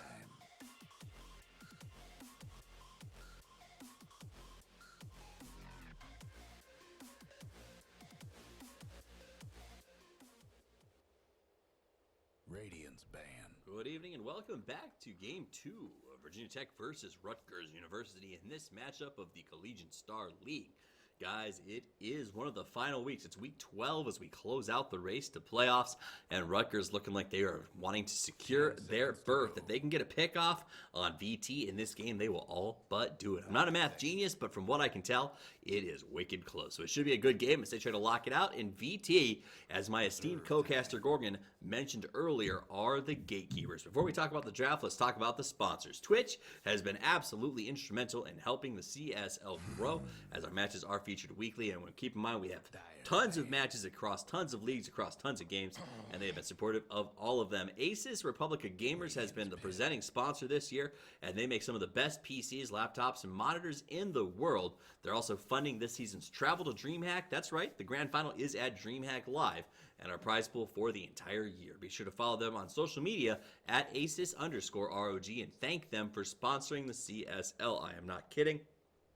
You want to see college Dota grow? The best way to do it is to make sure the sponsors know that you appreciate it and are 10 seconds watching. to go. Gorgon, let's talk about the last game, and then let's talk about 5 this seconds. game. Well, last game was fairly textbook the way that the draft's lined up. Rutgers given up a couple of maybe unnecessary opportunities, abnormally and early eating a cheese, but for the most part, taking control of the game. Classic. You gotta love those things, you know. That's one of those moments that had that happened in like a TI or a pro game, he literally would never have lived it down. Fortunately, it's college, so we let you go because people do stupid things in college, like eating cheese when you're not supposed to. Hell, I do that on a regular basis. That's why I've got this super sexy video game body. I mean, heck, Kim Jong-un still does it. He's not in college anymore, right? Kim Jong-un, the player or the 5 seconds. dictator? The dictator. He's addicted to Swiss cheese. Did you not know this about him? I did not know that. I knew he loved Dennis Rodman I thought you said- basketball. I thought you said that you like politics. You don't know about cheese addicts worldwide in political office? You know, when I studied politics in college, I never really focused on the cheesy part of politics, but I guess in a lot of ways, if you watch the Republican primaries, it's all about cheese nowadays, so why wouldn't it be cheese for dictators as well? Zeus, Nick's assassin, picked up by VT. Rutgers University grabs themselves an Outworld Devourer, and presumably another hero that's going to make Anonymous Noob's life literally miserable.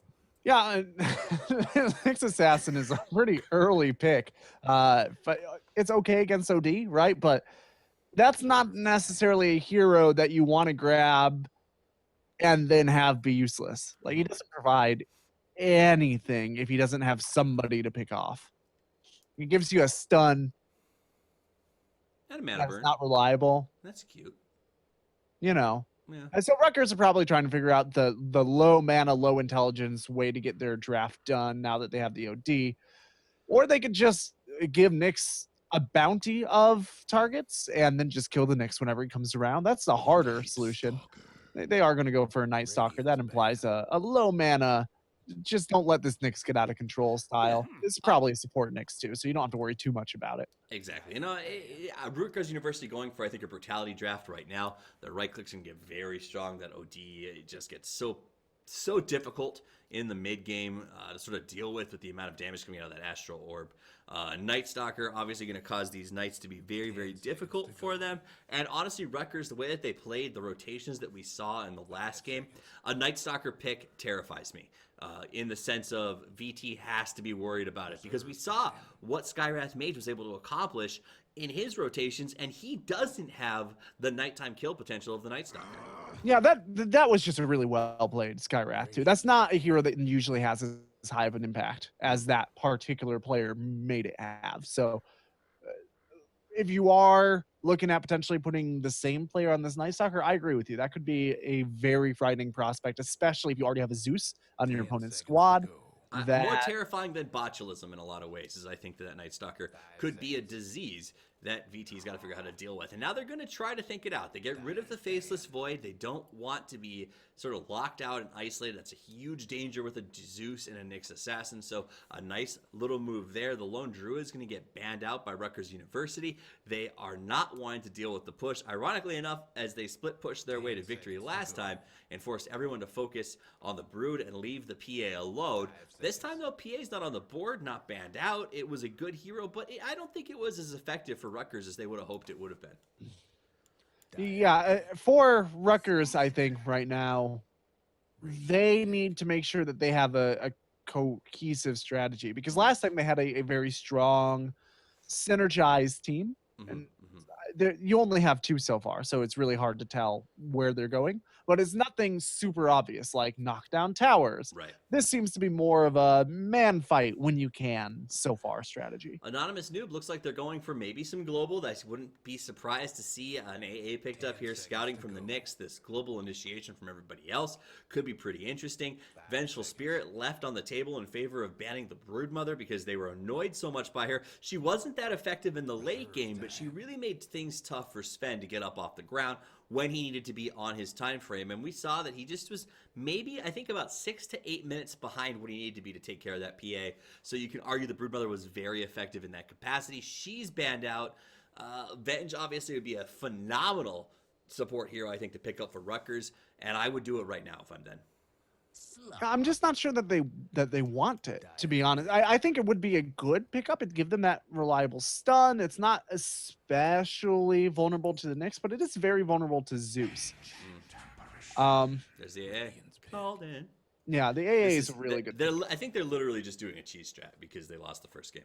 Yeah, the Nyx doesn't necessarily fit as easily in, but he is the scout initiator. Right, that's the thing. He is not global, but he can be places without being known that he's there, so he can effectively be global for that initiation. So he'll be a support scout, I would imagine. Maybe a Nature's Prophet comes up to run in the off lane That's here. what I'm thinking. I would ban that if I'm Rutgers. You ban that ASAP. The question is, do you worry that much about it? Like, do you let Anonymous Noob cheese themselves into a corner? Right. I would probably ban it just to piss them off. You know what I mean? Like, you can tell they probably want it, so get rid of it. I don't know, a Clockwork would be pretty good with Anonymous Noob's lineup. Honestly, I think a Clockwork would be better than a Nature's Prophet because it gives them more survivability through the mid game, which they don't really have. But it doesn't fit the true global cheese that they seem to want. And I think that what Rutgers is picking up here is a great position to stand up against the cheese no matter what happens. The Phoenix escape of the Fireball. We go to Ags and she can keep the whole team out of a global initiation. You got OD with the Astral Imprisonment to pull him out before things get a little bit crazy. I think that this could be difficult for VT to execute the global if Rutgers keeps playing this way. Now, Rutgers does ban out the Silencer, which I think is also a good ban potentially. As they do what you say, which I think is, if you want to bring the Nature's Prophet, that's fine. We're not going to fight it. Are there any other global options, or do you think Nature's Prophet is pretty much where you have to go at this point as VT? Like I said, I think the Clockwork's the right pick you. to pick. But if you're not going to pick that, then Nature's Prophet is fine. Spirit Breaker would also be really good here as an off laner. I like that, actually. I think probably would provide a lot more than the Nature's Prophet as well. I like that. But it also depends on what their players play. You know what I mean? Yeah. The Silencer also has innate synergy with the OD in that he steals intelligence from opponents, making the OD indirectly stronger as the game goes on. I'm curious to see what Rutgers pick up here. If it isn't the Vengeful Spirit, which I think would be a very reasonable pick, I'm not sure. Maybe a Dazzle pickup would be good for them right now.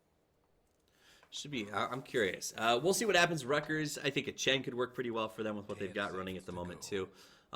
Definitely some potential. So we'll see what they go with there. Anonymous Noob, definitely thinking about that last position. I think the Nature's Prophet sings to them. The Clockwork, potentially. I like Spirit Breaker, though. That's my favorite one you've listed. I think he works well with this team. I think the lack of consistent stuns on Anonymous Noob could be an issue. Spirit Breaker, buying enough time between that and the Zeus mini stun to have Ancient Apparition stun proc pretty much every single time can be very, very effective if they choose to go down that road.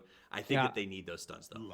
They're going to grab a Lion. So they that need is going to be an stuns. off-lane Nyx. They're going to rely more heavily on that Nyx, which I don't feel super comfortable with just because there's not very Nyx great targets for him. He's going to Nyx his way on up to the Slark. He's going to Shadow Blade away or Shadow Dance away. He's going to go up to the Night Stalker, not able to do enough damage. The Phoenix is going to be able to Supernova. OD is an okay target for Nyx because he always has full mana, but he also has a pretty reliable escape with the Astral Imprisonment. So if you can't kill him straight out of your initiation, then you don't really kill him. Granted, that initiation is going to be bolstered potentially by a Haunt and also by a Thunder God's Wrath. Right. But even so, there just aren't a lot of targets for this core Nyx. And as you know, I used to play a lot of core Nyx. Right. I have a fairly decent understanding of the limitations of the hero, and it's just going to be difficult for him to get out. Not that he'll be ineffective, but he really has to position himself very well. So we're going to see a support Lina coming out here. Pardon me. Sorry about that. Support Lina comes out to go up against that Lion. I don't mind VT's drafting. They modified it well once they saw the picks start to come out. Yeah. That said, I think that it relies upon some serious execution. They're going to be using that Ancient Apparition to sort of start these fights and make sure that they work in their favor. The problem I see is that if they aren't perfect, if that shot isn't right on target, if the initiation sequences aren't right, if Lion and Nyx aren't getting double stuns regularly, there's just too much damage on the side of Rutgers. They can, mid-game, OD, Night Stalker, Slark can initiate melt almost any of these heroes. Yeah, everybody except Spectre and Nyx. And Nyx only by the nature of the fact that he has Spike Carapace, right?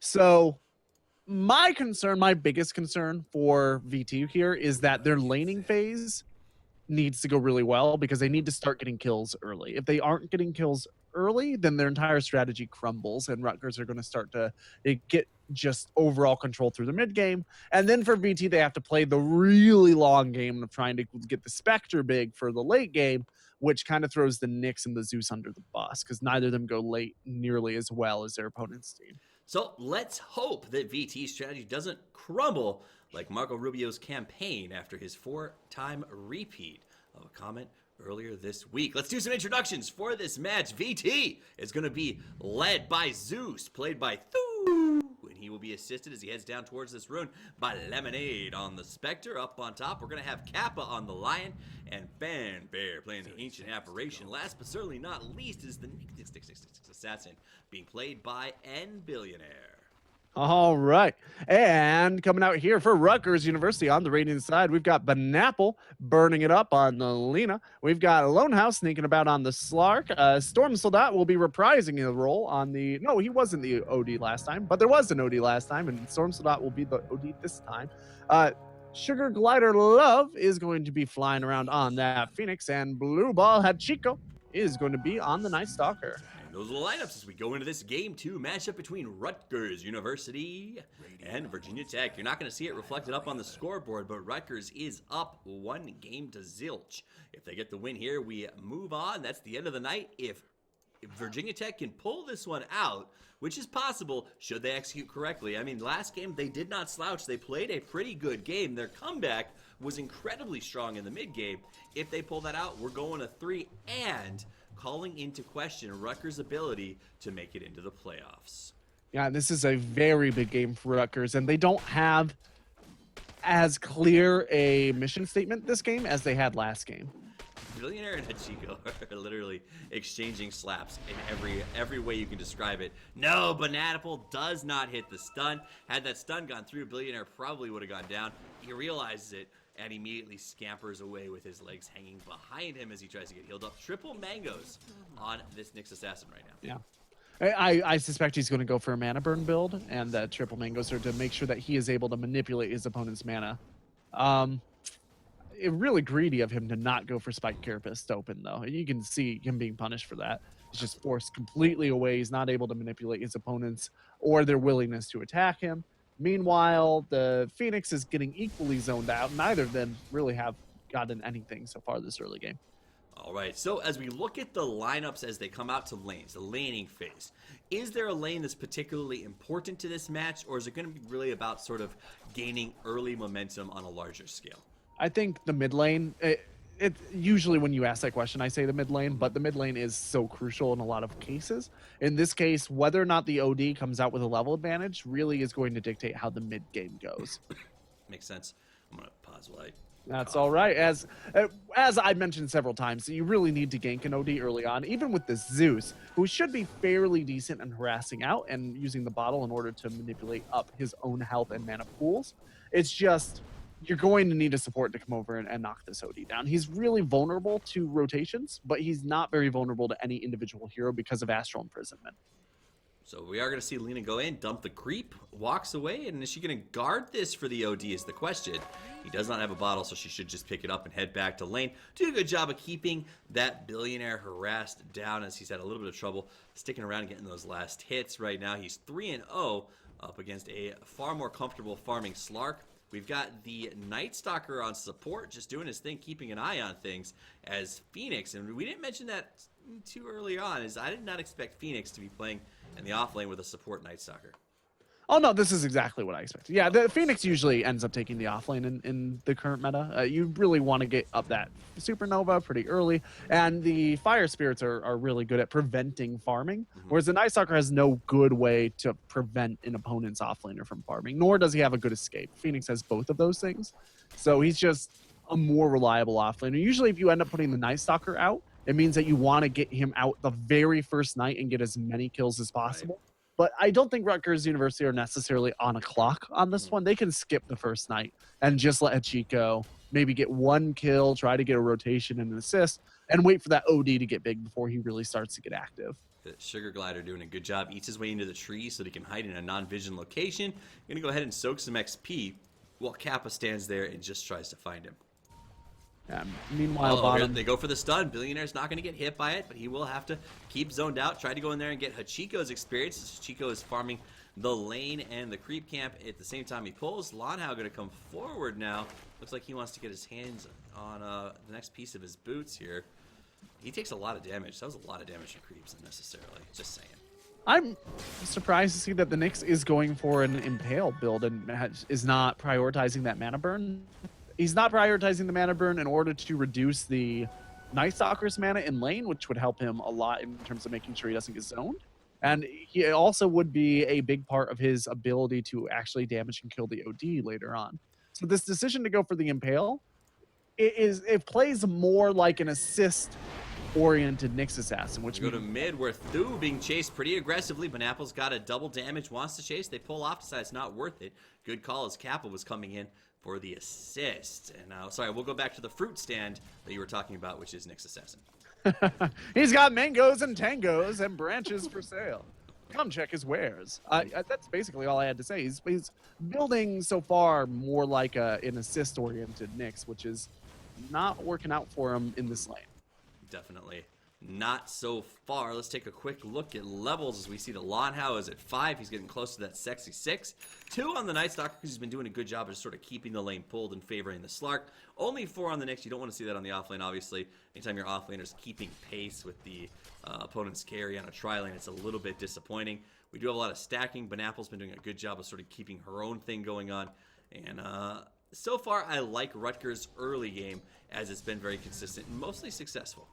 Yeah, OD, by the way, is a full level above the Zeus and has not been rotated on. This is exactly the Doomsday scenario that you would be looking at if you were saying, what would I want my OD to have early game barring kills?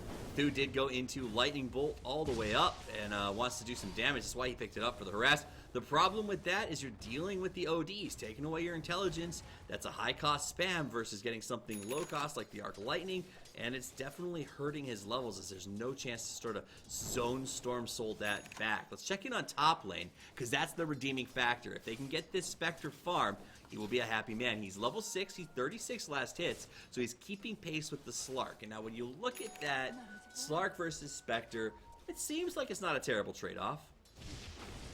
Yeah. Thu could be in some trouble as Hachiko wants to make the chase.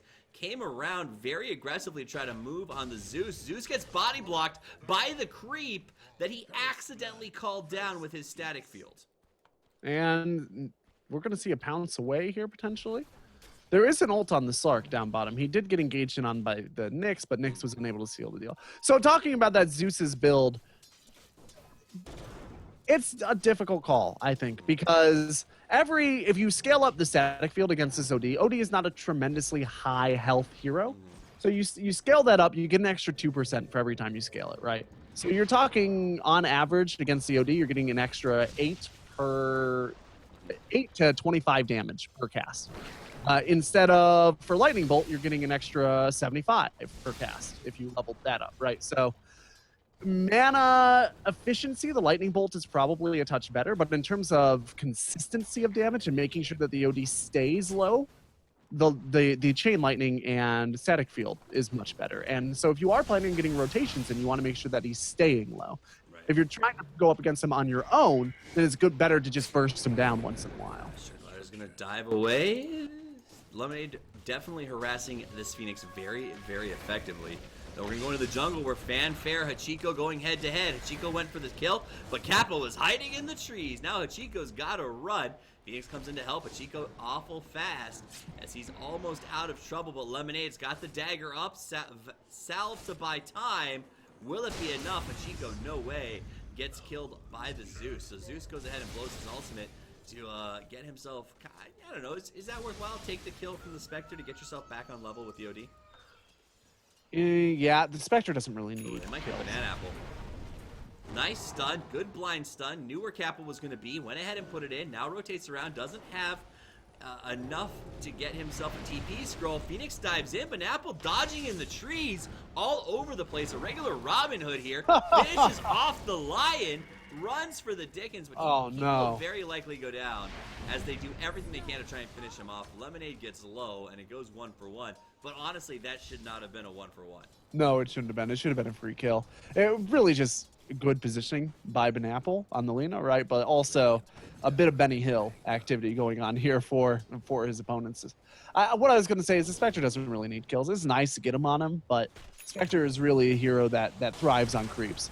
Spectre should have so much space to farm creeps that she always gets to initiate in, or she always gets to join fights by Haunt and then go right back to CSing.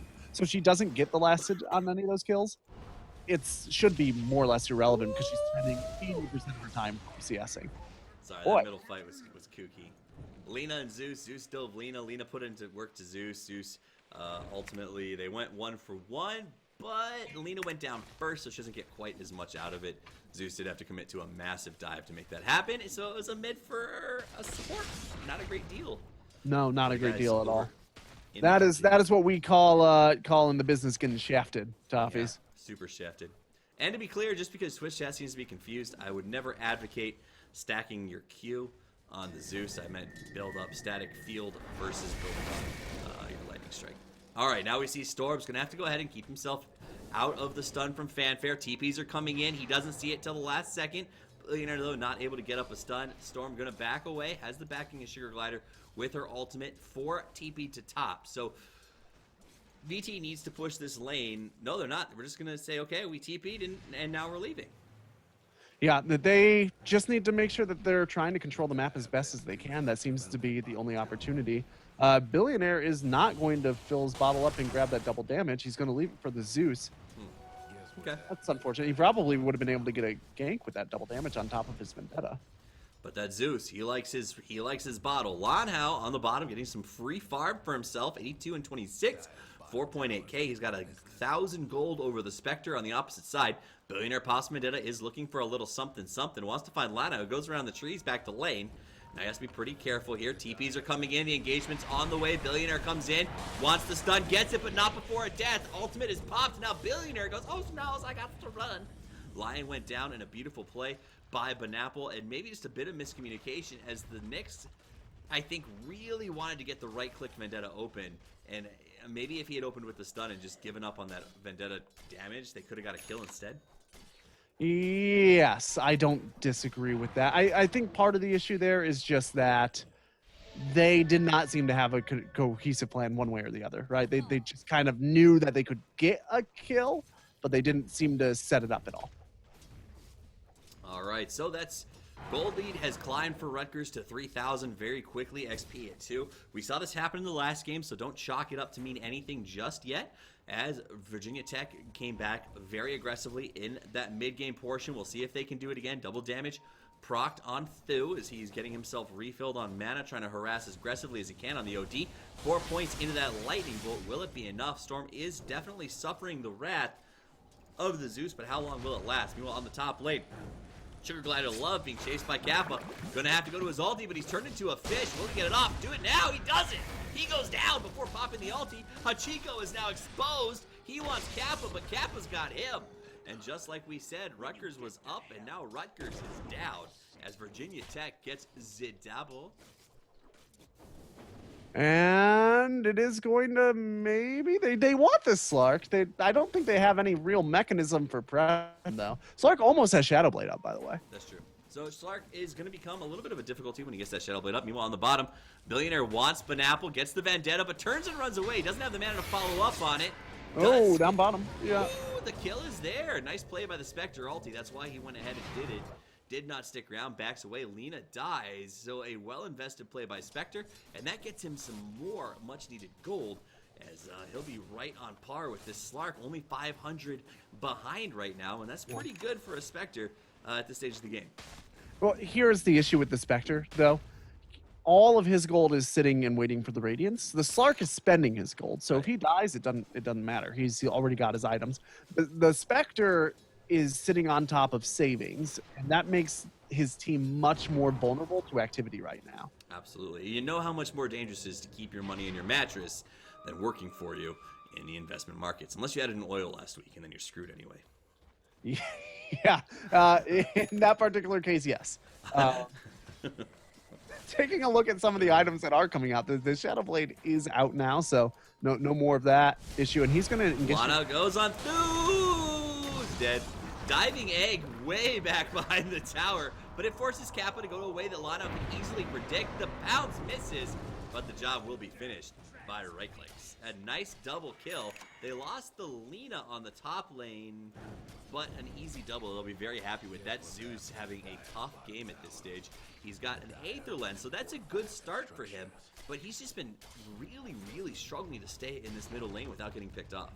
Yeah, and the OD is reaping the benefits of that as well. He is not quite as far ahead as he had been earlier on. He did go for drums first as well. So it implies to me the Rutgers are invested in getting a tower here pretty soon. They're probably going to want to go out and get a gank. In fact, they are smoking up right now. This is it. Smoke on the top lane, rotates into the jungle, looking to make something happen. Your Zeus has to back up. The Spectre. The Zeus ulted. Ooh, AA is going to die. This is borderline unacceptable. Look at this. Wow. The Zeus ulted. They knew there was a smoke going on somewhere. And yeah, so here we go. Now it's the dive. Gonna go Astral Imprisonment. Dodges the dive from the Phoenix. Everybody's here. Billionaire comes in, gets Banapple. Lemonade doing some damage. Storm's on the run. He doesn't have the Astral dodge. Uses the ultimate. Lemonade will go down. They want Billionaire. The Astral. What? Arcane Orb too strong. Storm survives with something in the ballpark of 70 HP, and they get a quad kill off of what started out as just maybe an AA not paying attention as he ran out to the jungle and just everything went badly. Storm got so low, there was no way that VT could resist the urge to close out that kill. Yeah, so for those of you who missed that, because I'm sure on a family stream like CSL, that whole thing would have been censored. Basically, Rutgers railroaded their opponents. Did I That was cuss all that? I awful. didn't cuss What? all that. You said, like, was I swearing? I don't think I was swearing. No. It was. Oh, because it was so violent. It was I get so it. graphic. I was Yeah. like, I know I don't hear myself because of stream of consciousness, but I'm pretty sure I don't cuss when I do play-by-play. All right, Lemonade right back to farming on the top lane after the debacle that went down. 4,000 gold advantage to RUXP at 3 as well. And I'm not going to lie, my throat is getting a little sore from this cold, but that's when my voice starts to really make me happy. So you guys get to enjoy the cool sounds of vocal chocolate. I remember this from the SIVO days. Vocal chocolate time. It's coming out. 12 p.m., man. My neighbor said no more shoutcasting. So you had to go into sexy casting. What can you do? Another reason that this might get censored a little bit later on if you guys end up hanging around for the late night CSL. Hey, it's the college Dota, baby. What do you want from me? Spectre is still working on this Radiance, by the way. Doesn't even have Sacred Relic up at 16 minutes. This is starting to be pretty late. Rutrow Billionaire, the pounce does land, gonna pop the Carapace, but will it be enough? He gets caught with the dust. In comes the Ancient Apparition Disco Ball, not gonna hit anyone. Kappa taking damage, Thu gonna go down. Does get a nice ulti off here. We do see some damage. Astral Imprisonment is gonna make the save. Vital Love uses the egg. In comes Spectre, finishes one. Wants to chase for two, but Slark's regenning at a very fast clip. Woo! OD gonna turn back around, wants to move on Lemonade. Lemonade is gonna give it up. It is smashed, and that is 4 dead. Rutgers could not have played those exchanges any better. Storm literally keeps surviving with barely an inch of his health, and it is working out. But that exactly was what we talked about earlier, right?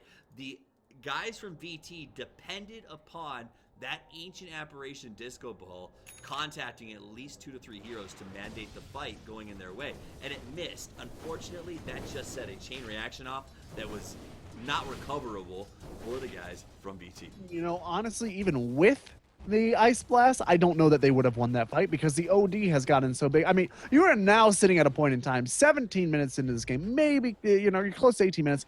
OD 4-0-2, Phoenix 4-1-5, Slark 4-1-3. The team, Rutgers, is just running through their opponents. This is what an OD does if he does not get rotated on by supports. This is a hero that 100% absolutely must be ganked before the 9-minute mark. All right, we're going to go to the top lane where Lemonade wants to go. He gets a connection of Banapple. Here comes rotation from everybody. Lano caught with the invisible pop. He's got to run now. They've got themselves a ward. And Lano just outside. He runs back into it. The chase is on. Nice ulti from the AA. Boom. Goes the dynamite. Down goes the Slark. And it's a double every time Rutgers gets prideful. They end up getting themselves in trouble. Now, we did see the Sacred Relic purchased by Lemonade, and that is on the run out to him right now, desperate for that extra damage. And a Radiant not too far off in the distance. But all the while, it's great that they cut the Slark down a bit, but he did buy before he died, so he didn't really lose anything. The Sacred Relic is up on the Spectre, but there's still no Radiance, and Wreckers are not exactly feeling skittish, right? They now have a Blink Dagger on the OD. This is a really almost greedy build. Not getting intelligence means that he's just basing his entire combat efficacy on his ability to get out arcane orbs. So he's really not greedy so much as just arrogant. He feels very confident in his ability to position himself in the fight in a way that he gets as many arcane orbs off as he needs to. Rutgers moving forward. They want this top lane. They're going pretty aggressive. And it's not so much the top lane as they want Lemonade. Slark going to lead the charge. He's invisible. Wants to get the pound. Stun is going to miss. Into the jungle we go. Phoenix tracking him. Keeping an eye on things. But they'll be able to eat woods. Sorry. It's fine. It feels like a bit of a Broadway production here as we've got some singing, some dancing, and a lot of death. So I guess it's a Broadway production of like Les Mis, right? Yeah, or, you know, anything like a musical Shakespeare. Rent, for instance. Rent. Jesus. Everybody All right. nice. So, tier 1 goes down here. Rutgers are continuing to apply pressure. And that is the tier 1 that spells trouble. Still pretty far off. The Spectre, not able to find a place to farm. Needs 3 or 4 more waves of creeps uncontested before she can grab her wants it. He Oh, he tried. wants it. He got it. The pounce misses though. Whip. And now Lano's got to back away. He got the courier. That's fun. Was there anything on the courier? No, he just dropped it off. Wait, No such yes, there luck. was. No, there wasn't. He had just handed off the. Okay, no, never mind. The courier. I was looking at the wrong courier. I was looking at the other team's courier, which has like a blink dagger and a bunch of other cool stuff on it. Which have now been delivered. At the cost of a magic stick. All right, this is an interesting engagement decision. Bye, Night Stalker. Night Stalker made a choice. It wasn't the right one. Lano, though, wants through. Oh. Lano's doing what Nyx was doing in the early game, where he's like love tapping everyone, except Lano's resulting in kills. Is resulting in death too, though. There you go. Well, he's a fish. He's spiked. He's dead, and that's a double. It's a So- double for anonymous nukes. Here's an aspect of mana burn that we keep seeing being used into this Slark really effectively that I think is widely misunderstood. A lot of folks think that you get the mana burn and you level it up specifically because it gives you the damage against intelligence cores. But really, the mana burn is also very impactful in these multi-hero ganks where you don't want your opponent to be able to spend mana to escape. So for the Slark, the mana burn is really effective if you have Nyx +2, or maybe Nyx plus a very strong one, because it prevents the Slark from being able to Shadow Dance away, right? Now, it's not great for Nyx Assassin solo killing, but Nyx Assassin has not built the solo kill. He maxed out Impale first. He did go into an Aether Lens as well.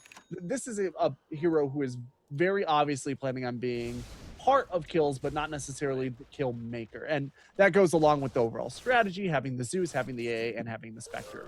I'm so proud of Lemonade. He got his 22-minute radiance. Yeah, it's okay.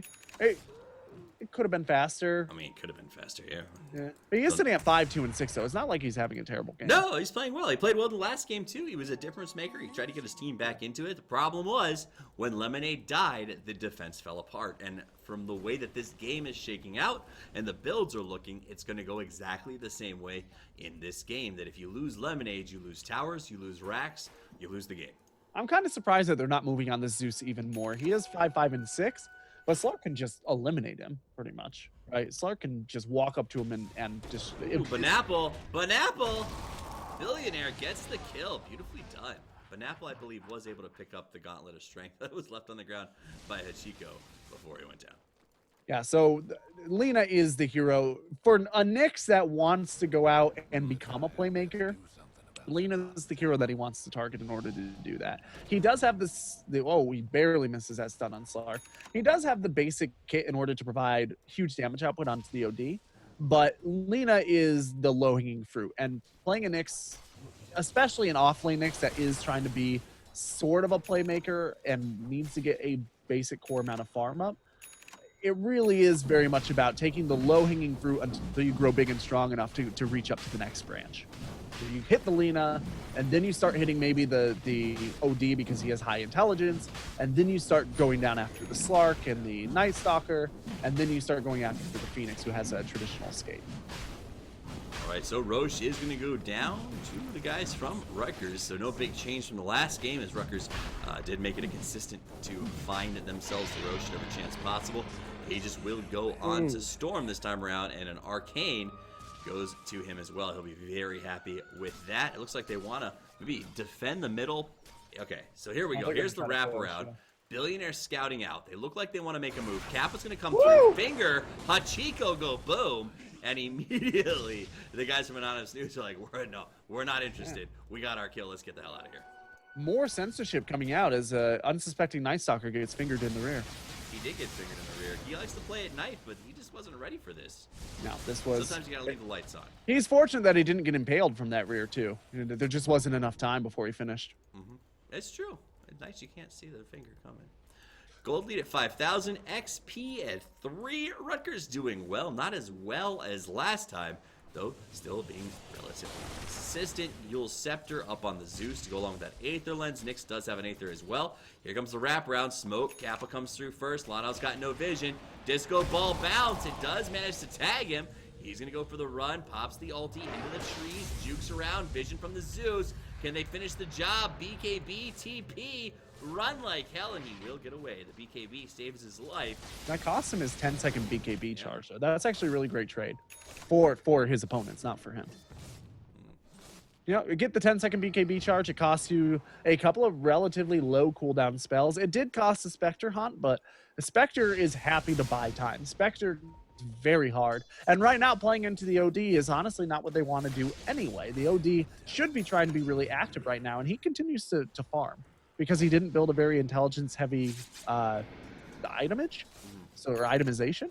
So in these fights, he's a right clicker, but his ult isn't very impactful, and he seems to feel the need to have more, which is really working out in his opponent's favor, I think. Virginia Tech are in a pretty good space right now. Lano is going to go searching for something. He stands a little close to the Zeus as Zeus pops his lightning bolt and hightails it out of there. He goes, oops, I forgot about that. And we'll back away as they all of a sudden knew that he was standing nearby. We're going to see a Yasha now out for Lemonade as he is continuing to farm his jungle. They haven't been able to stop. There's no Brood Mother to slow him down. Fanfare does get pounced on. Lano wants to close the deal. Nice ulti, good reaction by Billionaire. Lano could be in some serious trouble here. He's on the run. He is very low, but Zeus doesn't have an ultimate to try to finish the job, so Lano will be able to get himself out of trouble. That regen, nice and maybe strong. not. Maybe not. Another BKB bomb. charge spent, though. 9-second BKB. That's 2 BKBs just for escape.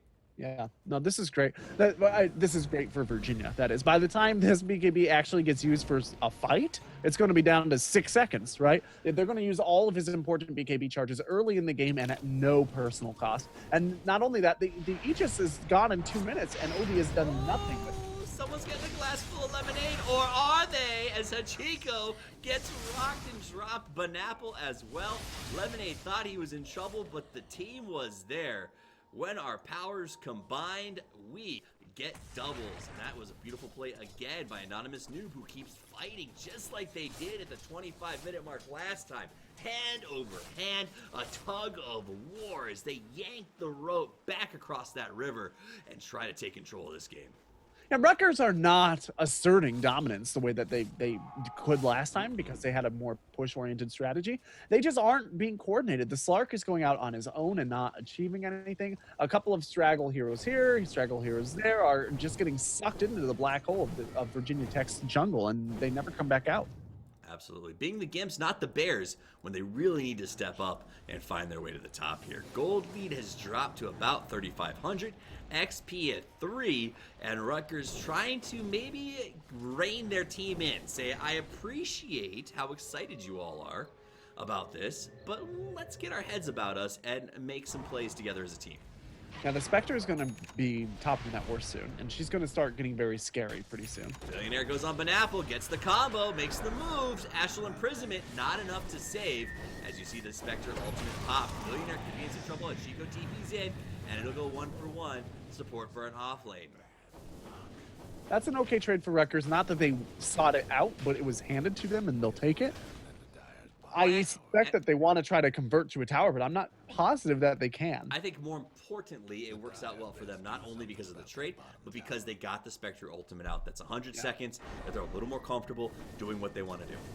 Yeah, that is a really crucial aspect of that trade, right? The fact that if they are going to try and slow push this tower down, that they don't have to worry about the ultimate coming out of the Spectre, but they don't have an Aegis now either. Disco Ball's going to come through. Lana will get hit by it. He's like a magnet for that Disco Ball.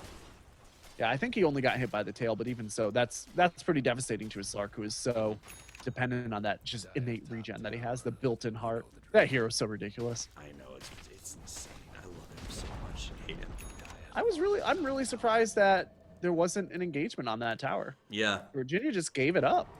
Especially, I guess they didn't see that Banapple and Hachiko were on the bottom. They were staying back from the wave a little bit, so maybe they thought it was a trap of some sort. But Lemonade doesn't come away with anything. He doesn't get a lot of farm out of that. Now they got to rotate towards the mid because they can't allow 2 to go in a row. And Hachiko's waiting for his chance to maybe make a move here. It is nighttime. Lana's going to get caught by the Disco. Astral Imprisonment save. Dive from Sugar Glider. Here's the orb. Finger to the face. Boo's going to go down. And they get a nice double. Make it more as Lemonade gets found out. Where's he going to go? Nowhere. No ultimate to escape. Radiant ain't gonna save you now. Billionaire hides in the trees, but that is 3 dead and no one able to respond to try and stop this. Now he does manage to get the Phoenix, on his way out. So maybe a little bit of a Phoenix lag there. Was prepared for the Knicks to hide in the trees. And he gets Consolation prize, though, Yeah. right? They're going to chip away at this high ground a bit, I'm sure. Yeah. I don't, once again, I said this on the tier 2s and I was wrong, but I don't think they can take this, but they can do some good chipping damage. Tipping damage. You're going to see Storm go in. Astral Imprisonment to buy himself a little bit of space. Billionaire trying to harass backwards. Sachiko going to do some zoning. Do they have the damage to get it down before the Spectre comes back? I don't know. They're really taking a gonna- lot of yeah. damage. Oh, here comes Billionaire. Goes with the stun. Ancient Apparition ulti. Storm. Astral Imprisonment for the save. In comes Lano. Billionaire a little bit low. Capple's going to get a triple stun.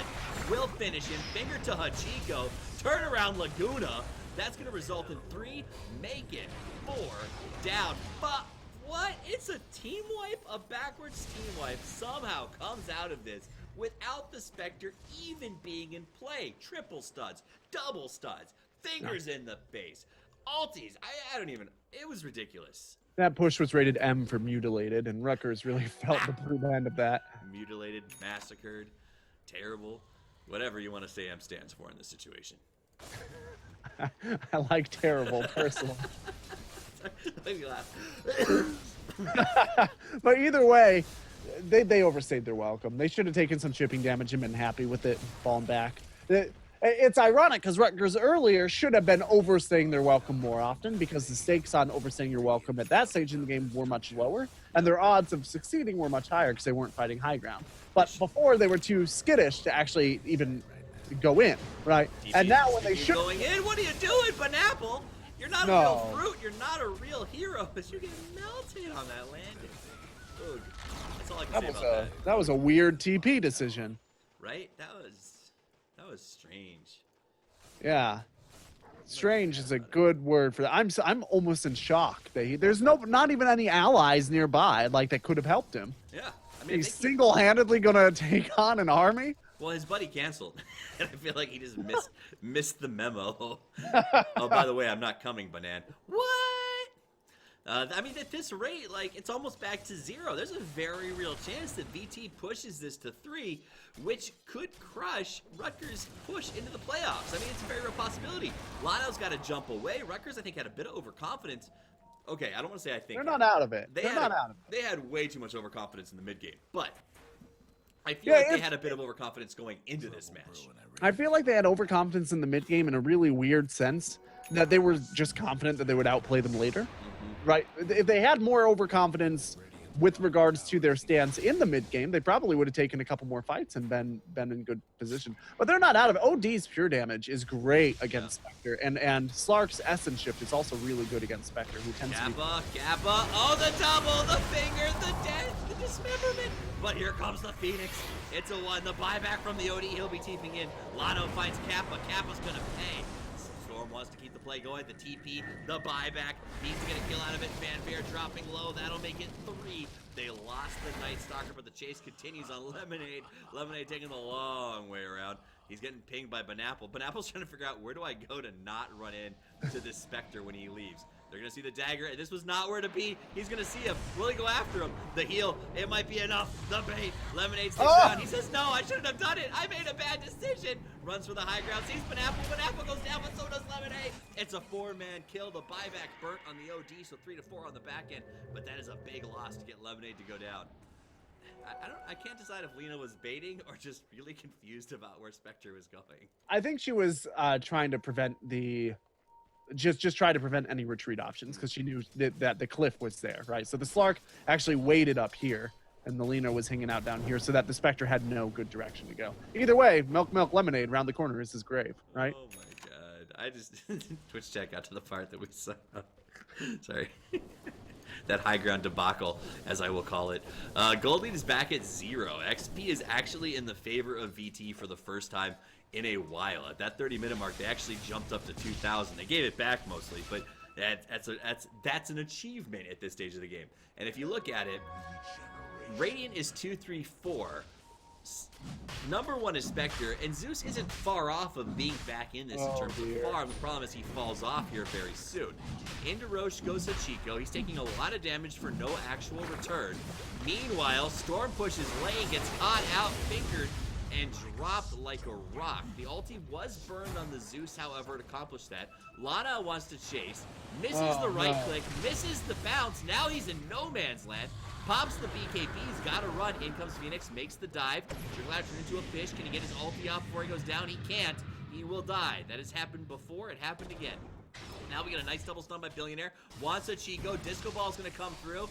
Misses Slark. A Chico dodges it, but at the cost of his own life. And that is a triple. For why? For nothing.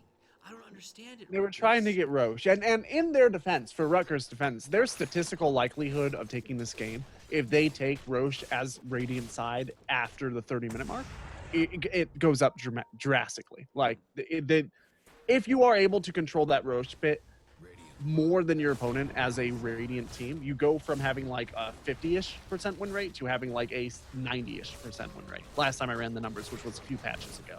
So that is a very important objective for Rutgers. It's not as important for their opponents, but there were smarter ways to go about it, right? They trickled into that engagement for sure.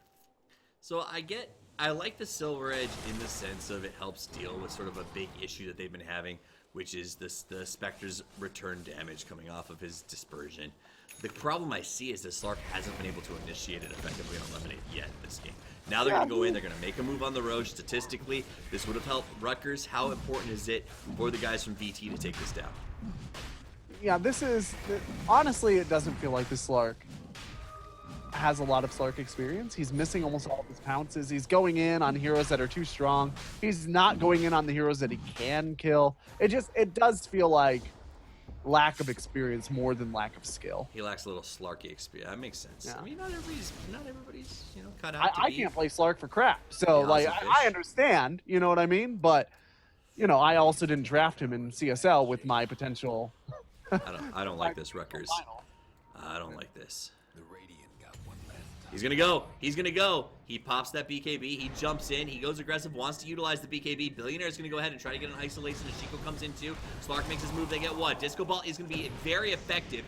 Gets a triple, but they almost finish off. Nyx blinks to safety. That'll be a dead AA and an easy Roche, as they can't really respond to that after all the damage that they just took. So Roche will go down after 3 kills were given up for it. A nice initiation. I thought maybe a bit too aggressive by Storm, but hey, he said, I got the blink, I got the BKB, I want to use it. And now they've got to back away. Lemonade pops the ultimate and goes in. Storm pops his ulti. He's got to back away. He is very low. In comes the Phoenix Egg. Lonhow cannot get in. He's going to go down. Everyone on RU is very low at the moment. Glider comes out. Through. Dropping. Yule Scepter to buy some space. They've got to be careful because he can burn them down with one cast of his wand. Can't do it. Drops down. Kappa comes in. Finishes the OD. And now Hachiko in some trouble. Billionaire does it with the... Wow, mana burn, and they'll go back, and this Roche, contested over and over again, will now actually go comfortably to VT. Yeah, and VT completely just controlled that fight from every level. They let their opponents whittle down Roche. They waited for the opportunity. The Spectre was just casually farming beforehand. Everything was really going their way. I will say that I think this Phoenix has been playing extremely well. Out of the offlane for Rutgers. Even though he is only sitting at 5-3 and 12, he is positive, and he has been just chaining his skills in a way that you don't often see Phoenixes at this level of play properly chain their fire spirits into their Icarus dive, keep the Sunray on target the whole time, and get most of their supernovas off outside of attack range of their opponents. And he's been hitting all of those markers. Very effective. Too bad it's not working, as 36-26, the gold lead, which was once at about 6,000 for Rutgers, is at 7,500 for the guys from VT, and that all happened in a matter of 10 minutes. They have a massive XP experience. They have a massive gold lead. They are climbing the lists very fast, and all on the back of that Spectre. He's got the Diffusal Blade, He's got the Manta Style. He's got the Radiance, and now he's got an Aegis. Yeah, also the Spectre does really well late game, right? The longer this goes, I said it earlier on, but it's a legitimate point. The longer this goes, the happier Virginia Tech are. Slark does not go... He does well against Spectre relative because of the Essence shift, but he doesn't go late nearly as well. He doesn't have the splash damage that the Radiance has with Dispersion with the Radiance. It's just...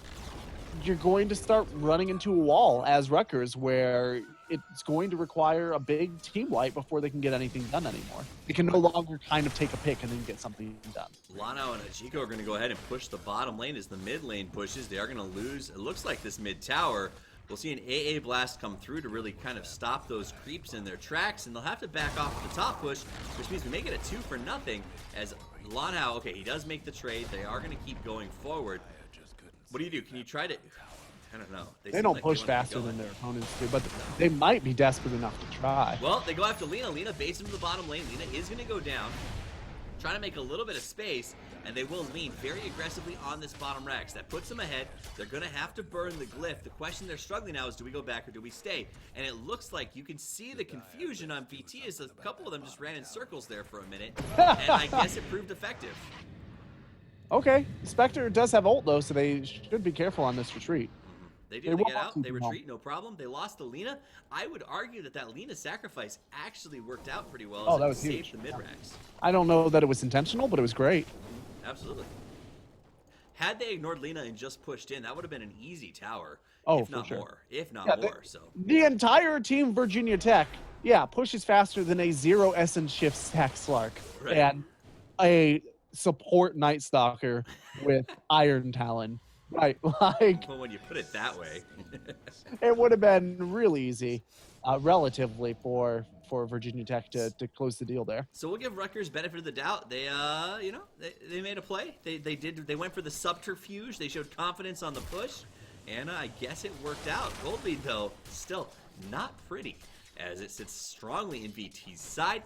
VT in control of the XP as well. And keep in mind, guys, I think the reason that we're talking about this like it's not pretty is because Rutgers is the team with the onus to win this game. Because if they don't, it can jeopardize their playoff run. And that's where you have to start worrying at this point. And VT's been doing a great job of saying, we're not just a pushover squad. They've been competitors. They have a winning record. They've been a great team. They just have dropped a couple of games when they would have preferred not to. And I think they're definitely making a case for themselves here.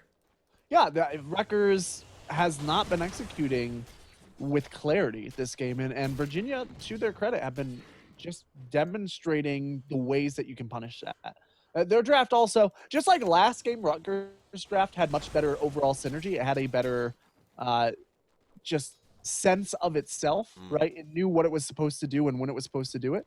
This game, I feel like Virginia Tech's draft has a sense of what it's supposed to do, when it's supposed to do. Open up space for the Spectre to farm, buy time till the late game, initiate globally. Those are the three.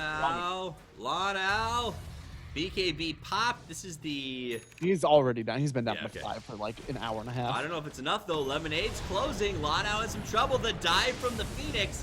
He's got to go into egg. He does, but Lemonade might have the damage to take him down. Lano wants to stay. He goes now. He knows he's got to stop. Oh, the melt. Lemonade gets hit in the face, but he's going to just Kappa dropping low. Lano putting in some work. We're going to see Thu. Nice beam to buy some space. Down he goes. Lano dropping low as well. Kappa pretty low. Can he finish the job? Soul that's going to go ahead and do that. And now we're looking at a 2-for-1. Soul wants to finish Billionaire, but he doesn't. He finishes him off because he cannot hit him with the Spike Carapace. And they go 2-for-2 in a kill trade. That is hugely advantageous for VT. Yeah, that was a really silly engagement for Rutgers to take, quite honestly, just because the Aegis was going to expire in like 60 seconds. Oh, my. So why not fall back and refuse to engage? You know what I mean? And just wait for the Aegis to be done. Because if the Aegis was down in that fight, they win. Sometimes the best fights are the fights that you don't take, Gorgon. Yeah, no, it really is. You have to know when your opponent outmatches you and not fight then. They did not know when to hold them, and they ended up folding in that fight as they could not stand their ground. Puts them in a tough position, but it doesn't look like VT is overly enthusiastic about pushing that advantage. They took some damage in the fight, and now they will just sort of allow some chip points to come through as they push the creeps forward. But Lina's got clear, Phoenix has clear. It's just tough to go high ground right now. Lemonade taking a lot of damage, trying to tempt them out of base a little bit. Meanwhile, in comes Billionaire. He's been doing some work. Ulti from the AA catches one. In he comes. That is a lot of radiance damage. Banapple gonna go down. Misses the stun. Lemonade puts in just as much work as he did in the last game, but this time it is paying off in spades as they now have the ability to sort of try to take the high ground here. Maybe force a buyback from the Lina if they want to. they've got most of the squad, and Kappa running his little legs off trying to get here. Yeah, the dispersion damage by itself is enough So to kill much. Lena a couple times over. Before Lena can kill Spectre, she will die to dispersion easily. Okay, Storm's gonna come out, wants to go on A. Nice force staff. Lion rescues the man. Thu in some trouble. He's got to run away. Disco Ball comes in, is gonna not catch. Slider goes through into Egg, but that's gonna leave Storm in a bad position. They lost 2. The egg will go off, but nobody's around to hear it. He goes for the chase on Fan and will finish him, but at what cost? As meanwhile, Banapple dying to Lemonade, and he'll be finished by an urn. That's a 5-man wipe. That's a middle tower. That's probably going to be a Rax and the G. We're going to 3, Gorgon, as the guys from BT put together one hell of a comeback from a 7,500 gold deficit. Or 6,000 gold deficit. They come back. And They're still playing it out. That was a tactic. misclick. Yeah. Sneaky. Well, they fall back. They lost the Rax. Didn't mean it for all, Chad. He's just trying to shit talk his team. That's so much better. I know, guys. I'm just trying to demoralize my own team. I didn't mean to actually talk to you. Lemonade taking guys. some damage. This Sugar Glider's really good at Phoenix. Yeah, I'm he's been confident doing saying it. There have been a couple positioning errors, but in terms of his just chaining of skills, he's Ag Scepter now on that off lane. You know, Nick's had a tough start, but he has been very effective in this game despite some real issues early on. well. That's what happens if you give Spectre space, right? It doesn't matter. I don't want to undercut Lemonade because he's been playing amazingly this game, like especially relative to his teams and his opponents. But you give any Spectre enough space, and he eventually just destroys. Now, granted, this Spectre's done 18, 4, and 15, which is a whole nother story. But you could put a rotten potato on a keyboard, and after 47 minutes as Spectre, he should be getting something just from dispersion alone. He could move after a hero and get kills, right? Those rotten tomatoes, rotten potatoes. They're better than you think they are. Easily 2K. Rotten potatoes are poisonous, I'm pretty sure. 17,000 gold lead now for the guys from VT, and it's just expanding. The Spectre has almost 10,000 gold more than the Slark. I mean, and he's not even close to 6 slotted yet. That's the real trouble. He's It's close. not, I mean, he's close. He's 2 items out. Like, he's got enough that he can and spend the the diffusal gold. blade Yeah. upgrade, right? So he's got enough that he can spend. He can drop some stuff later on. I mean, there's a point where I don't know. I just at this point, 50 minutes, he's still got 3 item upgrades to go through. It's not that he's about to get maxed out and the gold differential is going to stop mattering as much. Oh is no, what I'm that's saying. not happening. Yeah, And that's I don't think now this we go game- to bottom though, where Hachiko in some trouble, gets turned into a fish. Ulti's there from the Spectre, I would imagine. Yeah, he hasn't used it though. He doesn't even need to at this point. The fight will continue. Kappa taking some damage. Now we'll see the ultimate pop. Storm's got his BKB going. Lano on the pounce for Fan. Stays behind. We're lost 1. They're going to make it 2 as Lano's caught in a tough position. He will ultimately go down. That's a double Astral Imprisonment device in space for the OD, but that's just going to leave him isolated. Sugar Glider and Storm Soul going to go into the egg. They finish off the AA, but what's the cost going to be? Storm, Astral Imprisonment again. I don't know how he got so far away. Lemonade, though, going to make sure he doesn't get any farther. Finishes him off. Chico's got to run for the hills in the opposite direction. Sugar Glider does manage to TP out, but it's a double for 2 supports. I'm sorry, a triple for 2 supports. And again, the guys from Virginia Tech are just playing really, really well at the moment. I mean, Lemonade is playing with his food here too. He's got 8,200 He didn't gold. even come into that fight. He waited. He waited until the fight Yeah. was halfway over and 2 were dead. And he's like, yeah, I'll come in. All right, whatever. These creeps are probably worth more than my support's lives. So I think he was waiting out the BKBs because remember, the Radiance doesn't do anything into the BKB. The Dispersion doesn't do anything into the BKB. So, you know, if you can get your allies to force out the BKBs while you sit on your ass in the jungle, you might as well. But he just bought a butterfly straight up and has 3,700 gold still. Right? Like, this is not... If this is winnable, it's winnable on the back of mistakes coming out of the Spectre. It would have to be. And the problem, like you said, is the Spectre is so hard to make those mistakes on at this stage of the game.